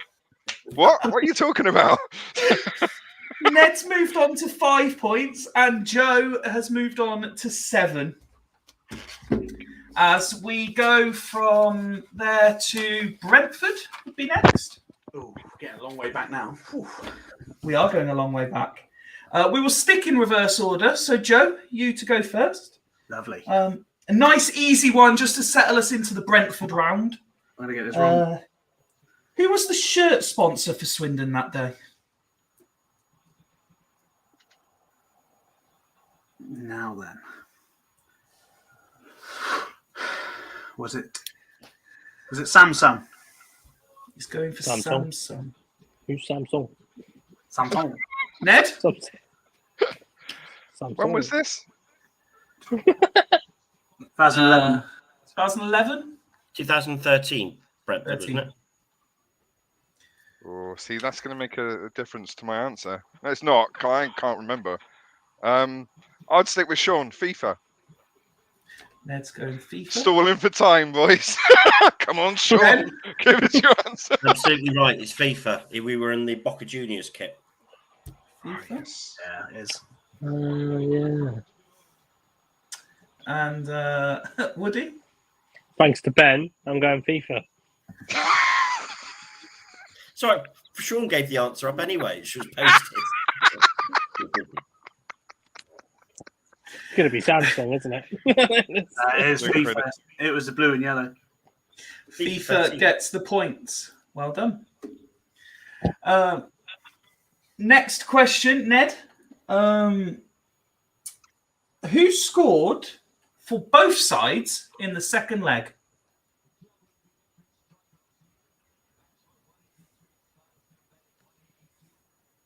I can't think of who this is, so I'm just going to give Richard's. Richard? If we ever called him Richard? Richie's favourite player, Jonathan Douglas. Oh, I know who this is. Ben? Joe De Vera. No, he did score though, didn't he? Woody? Yes, I know De Vera scored. I think it's Adam Rooney. Oh, you're fucking right. And Joe? Well, I was also thinking Adam Rooney, so I hope it's right. Can I just quickly point out, very quickly, that Ben pulling his skin up like that, it makes him look like Ming the Merciless.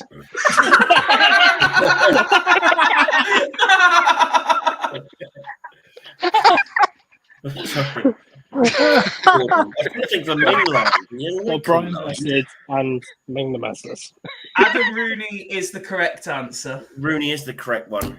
Rooney. Ben, I believe you're to go first this time. Don't give him a shit question, no Fifey, will you? Yeah, No. don't give me shit one. Who scored Swindon's goal in the first leg? Luongo. Going Luongo. Woody? Luongo. Joe? I can't remember, so I'm just going to go for Longo. Ned? Yeah, Luongo. Sorry. Points all round. The only points I've scored is from shithousing. I feel like John Mellish. Here comes the sort of question that Ben loves. And Woody, it's you to go first. In the first leg, only one Swindon player was booked. Who was it? Luongo. He's going Luongo again. It's Joe? not going to be him. I just.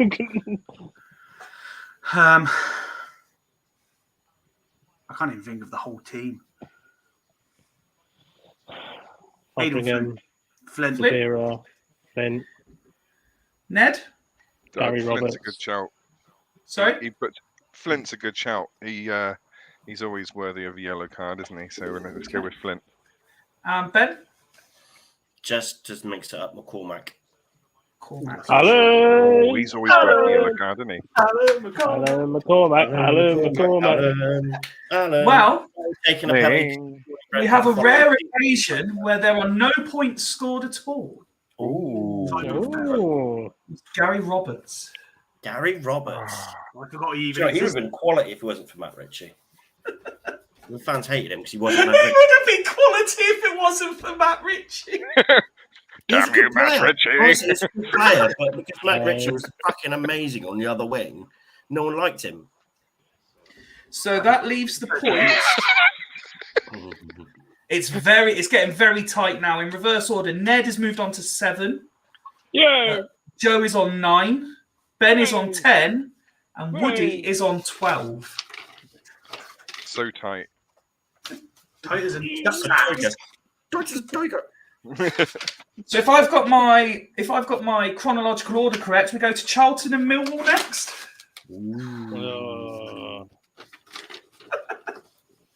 That's the excitement I'm looking for, lads. Folks. They're getting harder. That's the trouble because they're so long ago.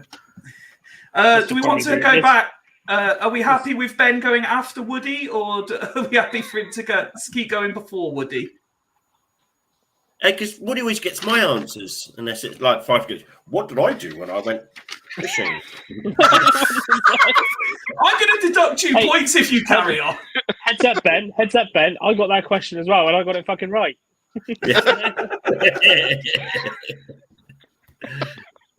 Right, we will go back for this round. We will go Woody first and in ascending order, and then when we go to Leicester, we will flip it round again. So, Woody, we start at Charlton. We do. And I want to know who missed Charlton's penalty. Oh, for fuck's sake, 5B. The reaction of everyone there. I know it. And you're last, Joe, so no one can shout out your answer. Oh no! That's not crazy. I think he should go now. No, it's you to go first, Woody. I was so happy when he missed it as well. Shithouse prick. Just for shits. I'll go. Was it Bailey? Bailey, okay. Ben? I think it might be Nathan? Bailey blaster over the bar. No, it went wide. I remember it went wide. I'm thinking. So you go with Bailey as well, Ben? Ned?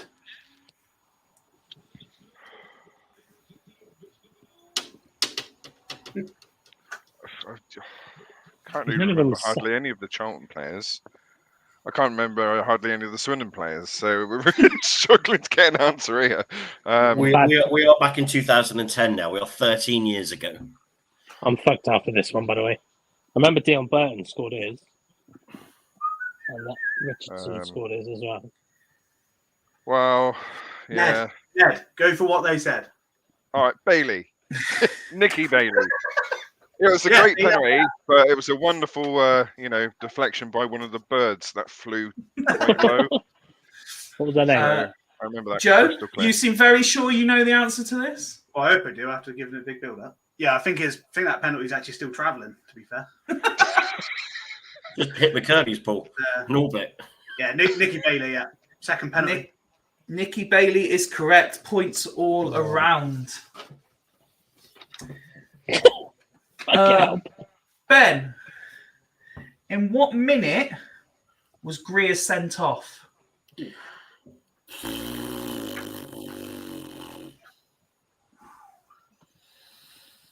Second half, 2 down, 65th. 65th? Yeah, Ned? bastard. Yeah. Absolute bastard. That's what I was going to go for.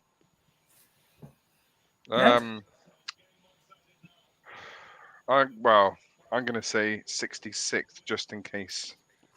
Slightly 66. wrong. Joe?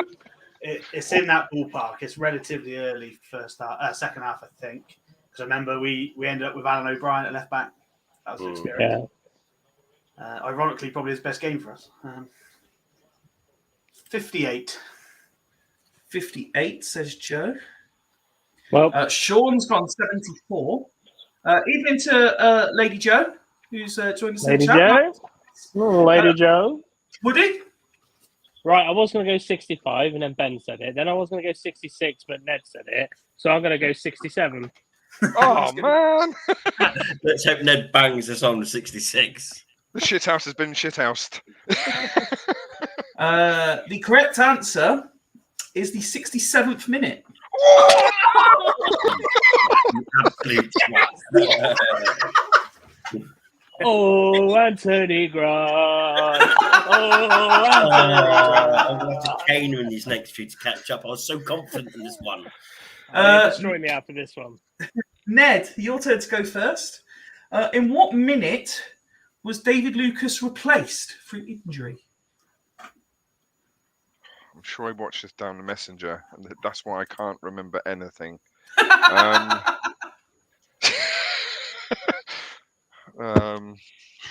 know this one. Is this the first leg or Second is it leg. the second? Second leg. Or maybe the first. I've got.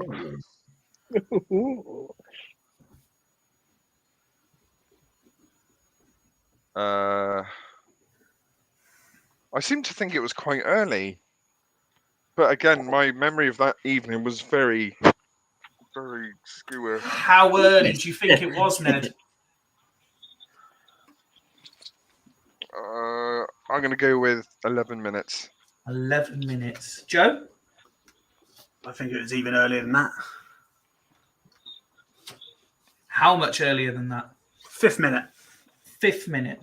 Woody? Yeah. Woody's going 5th as well. Ben? 12th.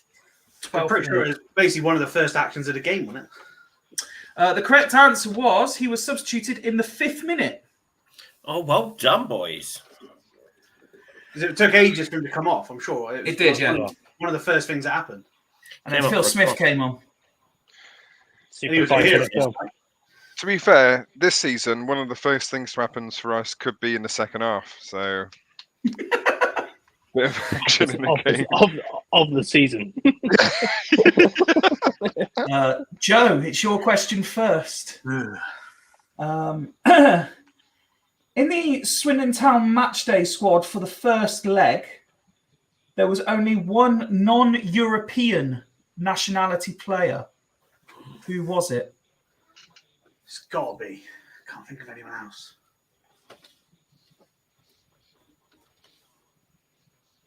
There's only one player this can be. I'm sure it's him. I can't. Both teams are Swindon. Swindon. I can't think of anyone else. Well, pick that player then. Got to be Jean-Francois, no? Surely. Let's go for Jean-Francois. Okay. Jean-Francois. Woody? Junior Football League, Jean-Francois Lescanet. Ben? Jean-Francois. And Ned?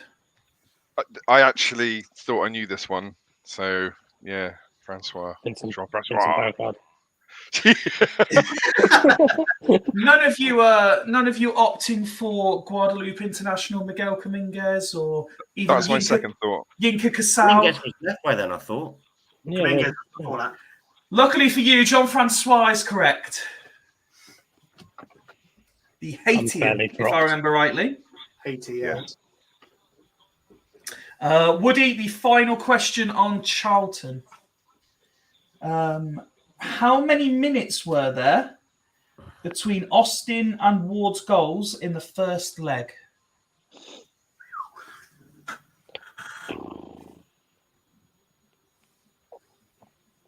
Not many.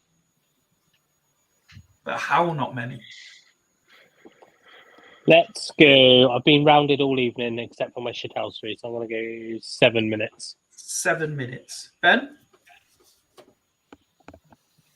12. 12 minutes. Jesus, that was Ned? sinister. 9. Let's go now. And Joe?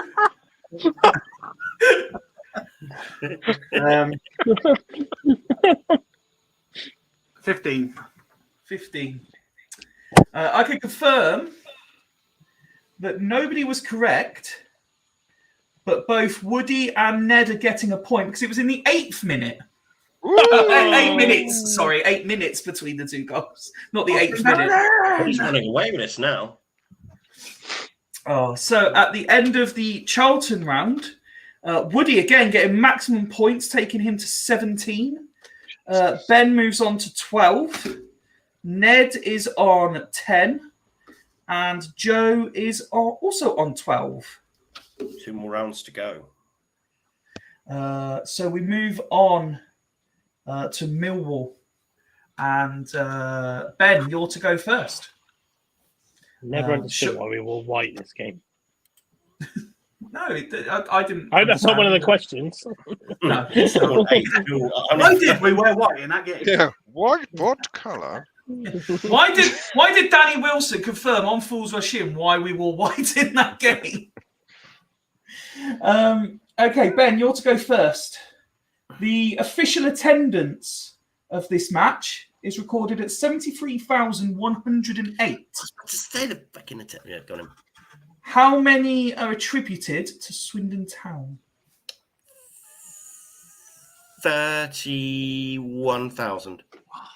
Exactly. Yeah, just rounding up 31. Ned? 31,001. Oh, he's gone for it. Joe? You know where this is going? Because I was going to say 31,000. So I'm going 31,002. Oh, 31,002. Are you going to join the shithousery here, Woody? I feel like I've cheated because when we were talking to the other two earlier, I actually looked up how many we took. Oh, So Woody. I'm He's not allowed his point because I'm going 32,000. 32,000 would be correct. He shouldn't have that if he's looked it up Why? previously. You had the same opportunity warned to do us. your research. Fifey warned us. He said last week, he said, make sure you do research. He didn't say when. I'll keep doing it now. Sean's put in a bonus question for you all. How many Town fans got spat at? 32,000. I remember nearly my dad getting in a fight, man. That was mental because where we were parked, we had to walk past the Millwall designated pub. And my dad hasn't been to games for years, probably since the mid 70s, early 80s. And he decided, we were like, oh, we should just be quite discreet here, but just walk past. No, my dad, massive Swindon flag, just walks all the way through, all these guys throwing cups at him, and he's going, swag, swag. Cups. And I'm just, it's like... Teacup. Where is we got dropped off at a bar that was supposed to be a Swindon one, and it was full of Millwall. And I went in and I was talking to all these young lads, I say young lads, maybe 20 to 30, all absolutely fine. It was the older ones who were the flipping knobheads. This guy was literally half my height, tried to start me, and I just laughed him off. To be fair. He was 6 foot. It wasn't a Millwall fan, it was Nick. Come on in. He's actually asking me what the time was. What are you trying to start me for? Ned, your question. Who scored the Millwall goal? Jesus Christ. I know this one as well. This is sad. Is that because you were looking up the game in preparation for the quiz questions? No, I just know it. I remember the goal. I remember the celebration from the Millwall fans. Do you know Sarah? She was sat in the away No, end she that didn't day. score. She didn't score. She was sat with Millwall. Well, she might have All scored weekend. that day. Take his answer. That's his All first weekend. answer. She was sat with the Millwall fans that day. At that time, she was with Jack's dad, who's a Millwall fan. She couldn't stop scoring that weekend.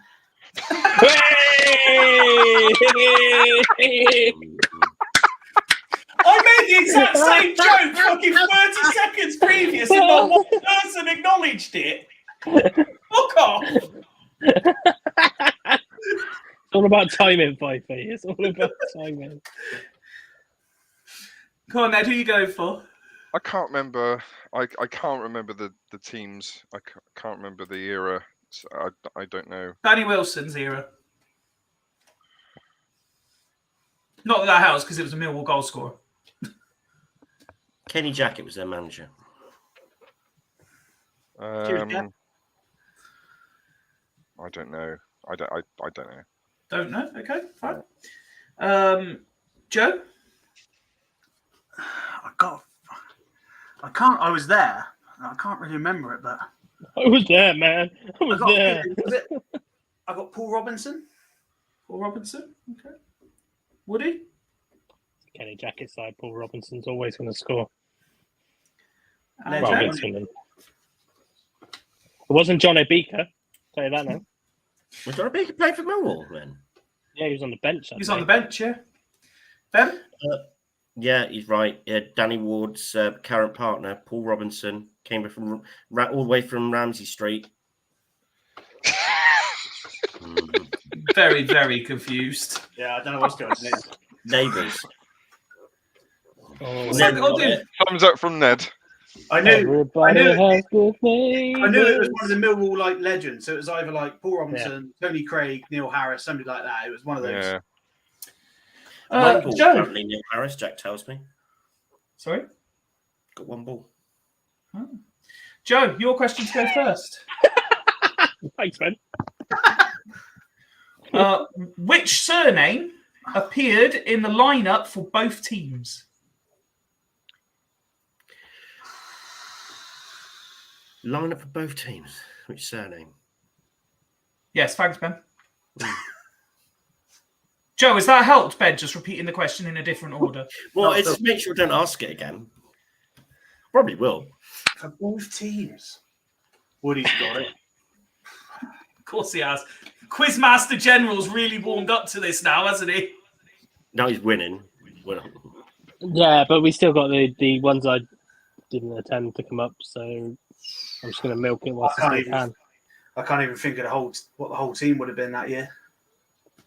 Come to think about it, we had quite a lot of players in the Millwall squad that also played for Swindon. Got an answer at all, Joe? Let's just go, I don't know, Smith. I don't know. Smith? Woody? So I've just given you a hint there, I think, because I think for us it was Danny Ward, and for Millwall I think it was Darren Ward. Darren Ward. Ben? Yeah, Ward's, Danny and Darren, both former, well, one future Swindon, one current at the time. Yes. Excellent. Ned?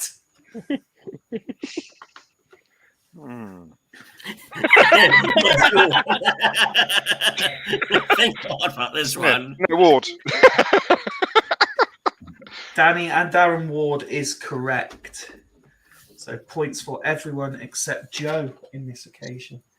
And the final question on Millwall. I believe Woody to start.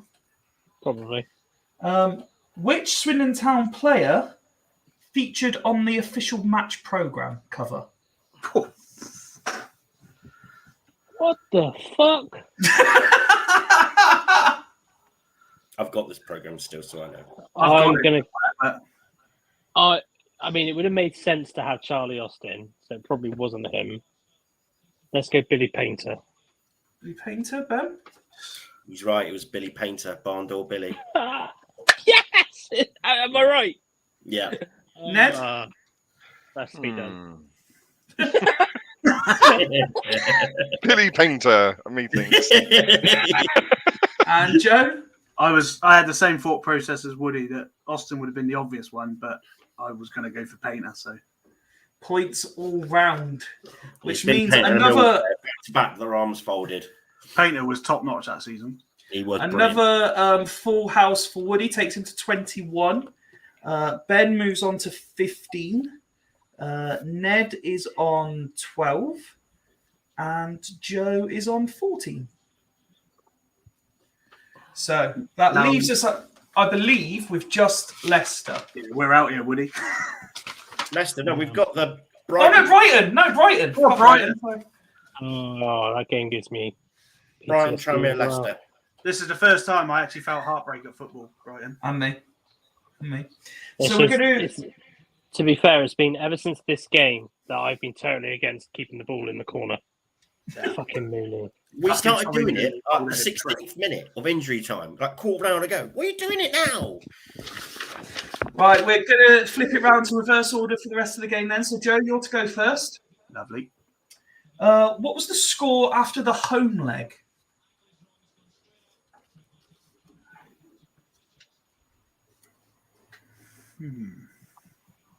Is it 2-1 Brighton, I think? 2-1 Brighton. Ned? I can't even remember this game in the slightest. We're talking 2003, I think. 23 at the time. I was not in a good place, shall we say? Pick a scoreline, any scoreline. 2000. Yeah. Okay. 3-1 Brighton. I don't know. 3-1 Brighton. Ben? We absolutely battered them and lost 1-0. Woody? We were 1-0 down after the first leg. We were, in fact, 1-0 down after the first leg. I knew it was one goal. Far better team. Battered them. I don't remember this at all. Sean smashing it. Ned, in the second leg, what minute did Rory Fallon score? 23rd. Ben? 97th. Fucking hell. Woody? I was going to go 95th, and then Ben shithoused me, but I'm just going to stay with 95th. 95th. Joe? That was injury time. Yeah, it was the goal that got it to extra time, wasn't it? 87. One of you is bang on. Well done, Ben. 97th minute. And Ben, it's you to go first on this one. Gurney and who else missed their penalties? Migloranzi. Woody? Yes. Hated him to this day for many reasons. Tommy Mooney. Oh, fuck, it was him, that little bald-headed twat. Yeah. Joe? Well, actually, he didn't say it. It was saved. It was saved. It wasn't missed. It was his fault for the last-minute goal, and then he missed the fucking penalty. Yeah, that was it. Tommy fucking Mooney, and then he fucked off. Prick. Ned? I'm going to hazard a guess at Tommy Mooney.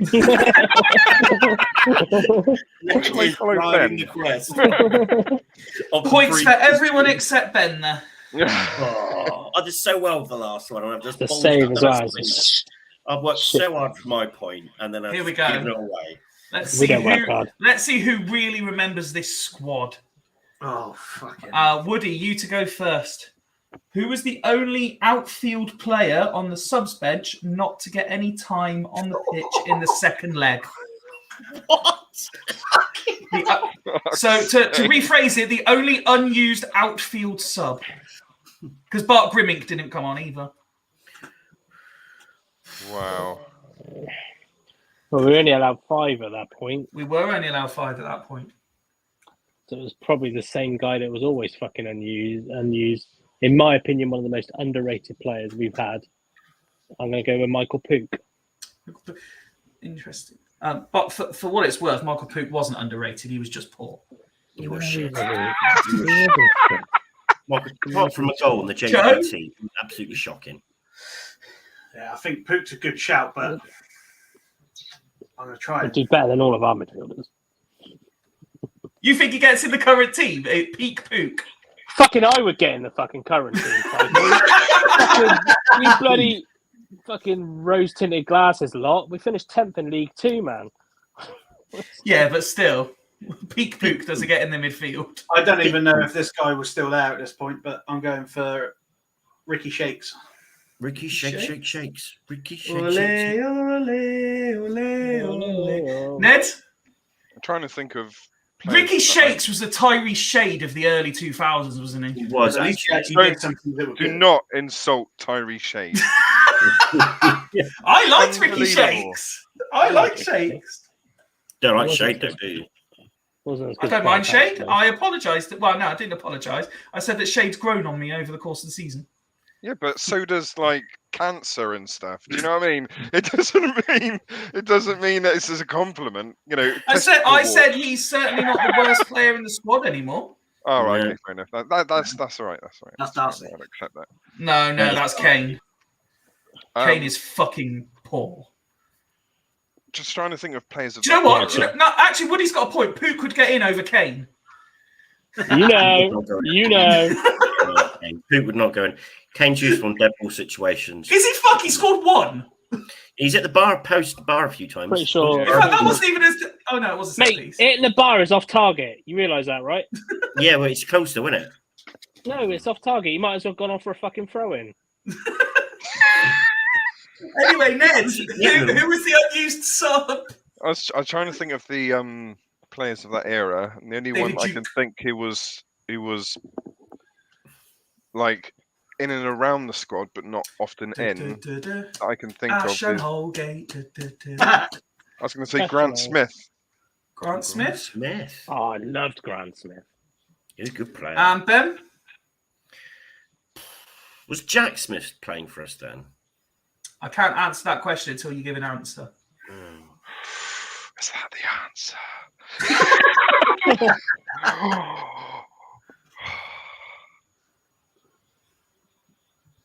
Jack Smith.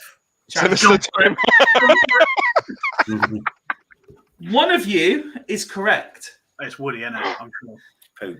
The unused sub in the second leg Michael Pook. was Michael Pook. Yeah. Oh. Bless him. Old manager turns over and goes, fucking Pook. He came and switched my Christmas lights on once. Honestly, Andy King might as well put himself on that Pookie.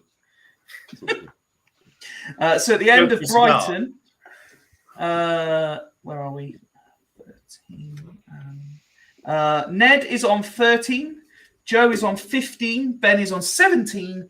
Woody is on 24. Jesus Christ. It's a landslide.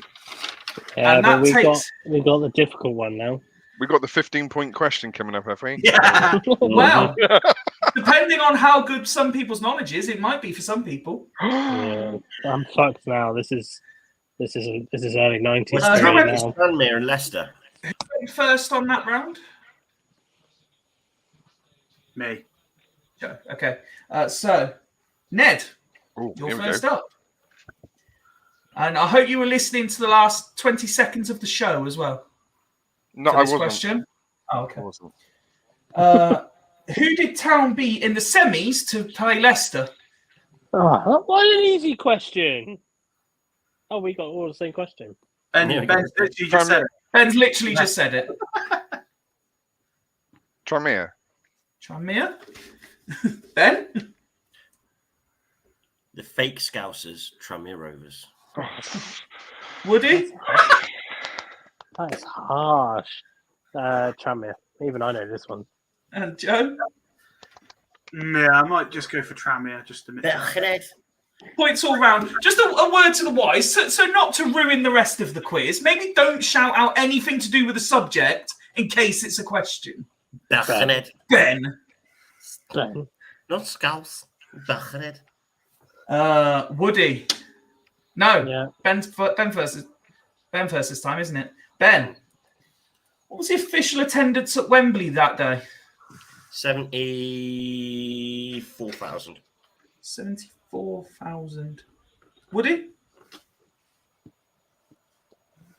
73,900.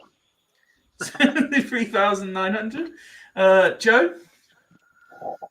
76,000. 76,000. Ned? 73,000. 800. Shithouse himself. Shithouse himself. Remarkably, one of you is out by 2 people. Just 2 people. The point goes to Ned. Yay! Hey! The official attendance at Wembley was 73,802. Well done. 2. Okay. 15 points for getting so close, surely. Here's where some of you could be about to potentially make up some points. Oh. We're going to start with Woody, as he's next on the list. And I want you to name one player in the Swindon Town Matchday squad. If you get it wrong, it just moves. No matter what happens, you only get one player and it moves to the next person. If you get it wrong, you just don't get a point. It's a point for every player you get right. No repeats planned either. And this includes the subs bench in the final. So you have got 13 players to name between you. Right. Okay. Woody, you're first up.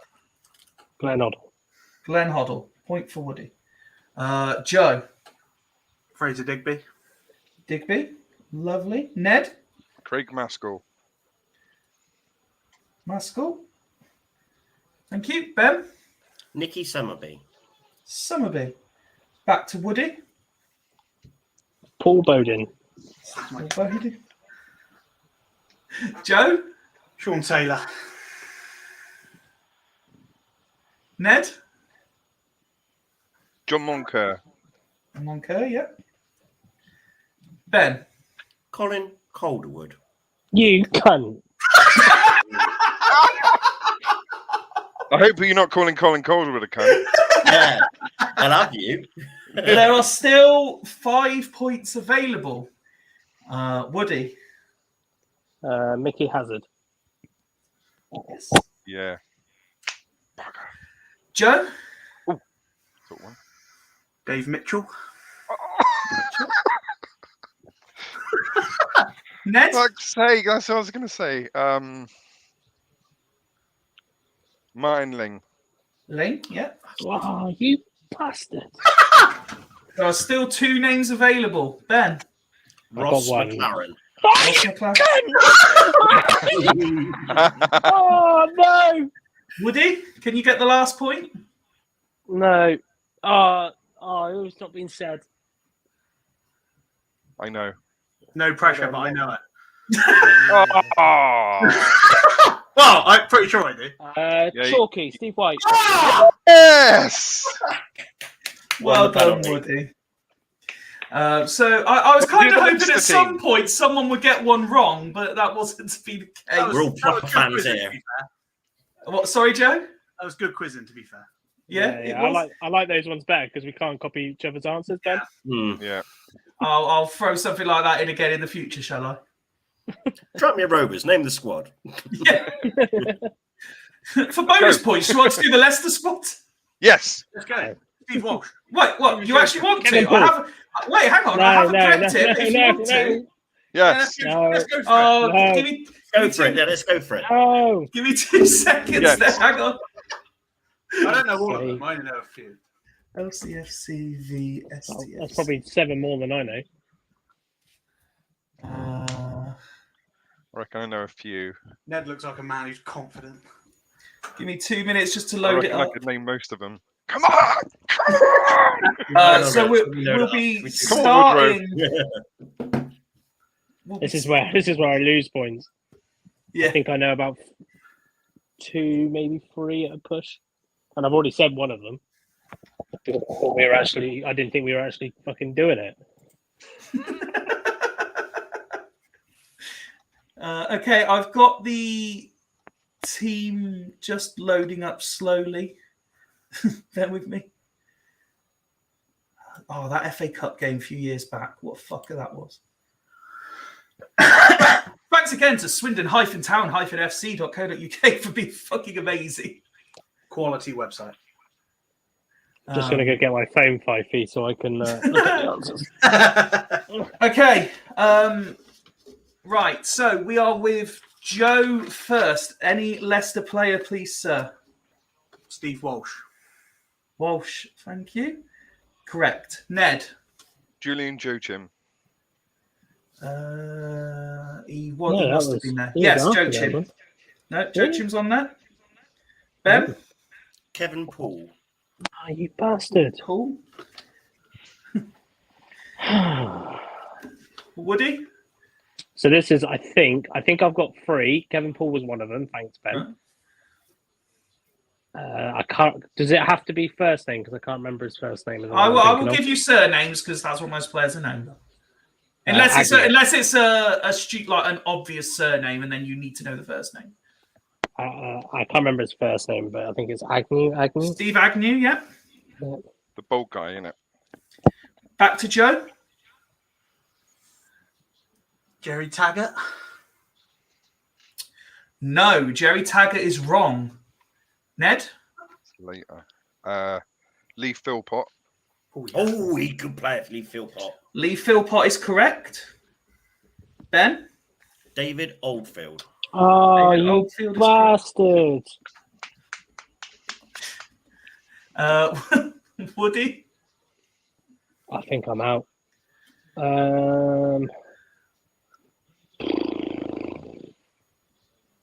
There's a couple of knowable names still in there, I would say.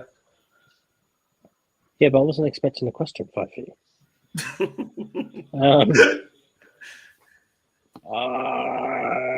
Surely not. Is it too soon? Gary Mills? Gary Mills is correct. Yeah, Gary Mills. Really? Good Yep. shout.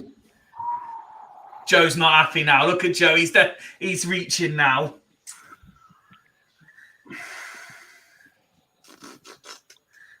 To clarify, one of the goal scorers hasn't been named yet. Mm. I thought Walsh scored 2 and Joachim scored.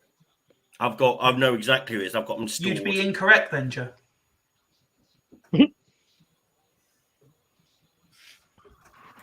Does Sean help at all? Who's that? Matt Elliott. That's probably too early for him. No, Matt Elliott is incorrect. So that's, Joe's missed out again. Ned.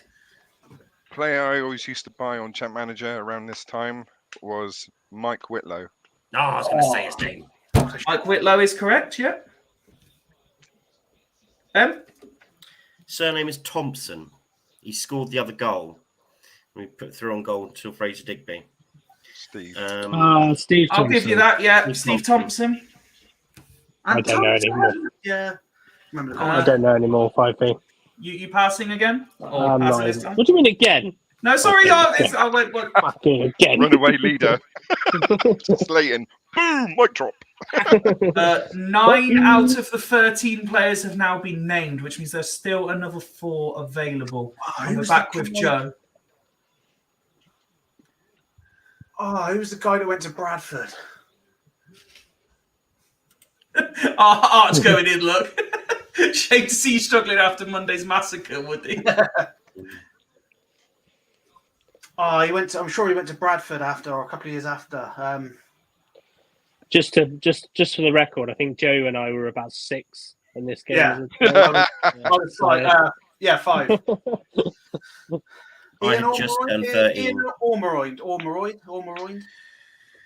Ian Ormondroyd is correct. Yeah. Ian Oh, Ormondroyd. Joe! Good shout. Ian Ormondroyd, good shout.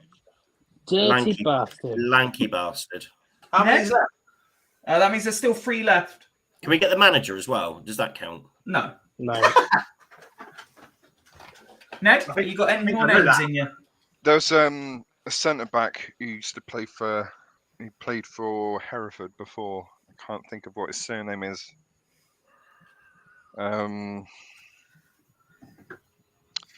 Richard Smith. Richard Smith. Smith is correct. 1, 2, 3, 4, 5, 6, 7, 8, 9, 10, 11. 2 to go. You guys know more Leicester players than you did Swindon. I think one of them is a surname. It's another surname. Lowe. I think Incorrect. Steve Lowe. Correct? Incorrect. Incorrect. Oh. Woody, you going again or are you passing? No. Well, no isn't an answer to that question. Doctor No. Doctor No. Craig, no.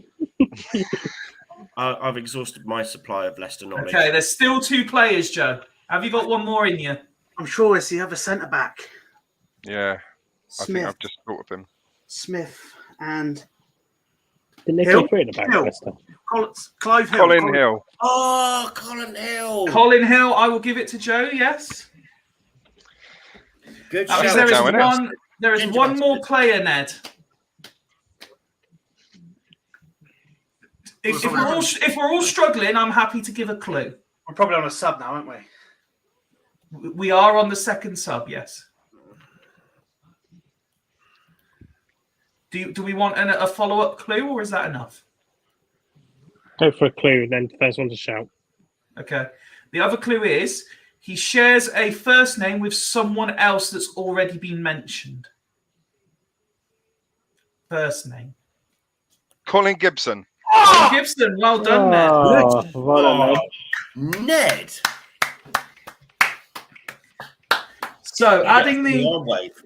scores up here. That's really well done. I was right with That's impressive knowledge from us. I remember this is the game that I remember more than any other game.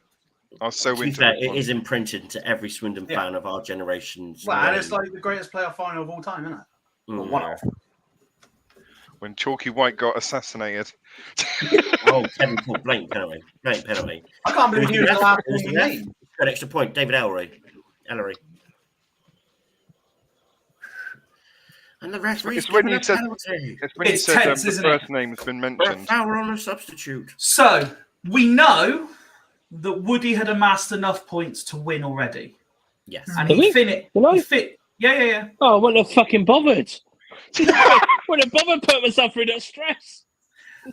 Woody finished on 31 points. Ooh, well done, Woody. I genuinely wasn't expecting that. Maybe I'm better. There was 2 points separate the other 3 of you. What about In the end. Sunderland, by the way? I thought we had the Sunderland. Yeah, I didn't. I ran out of time to do Sunderland. I apologise. Sorry. To be fair, like that I'd playoffs was my earliest. That was my first season, so I'm quite pleased we ended there. So, one of you finished on 24 points, one of you finished on 23 points, and one of you finished on 22 points. Oh, that really is tight. It is. In second place. All right, Sean, yes, I didn't do Gillingham either. I went as far as Leicester, and then I had to stop because otherwise we wouldn't have started live at 9. On 24 points and finishing in second place was Ben. Well done. Well done, Ben.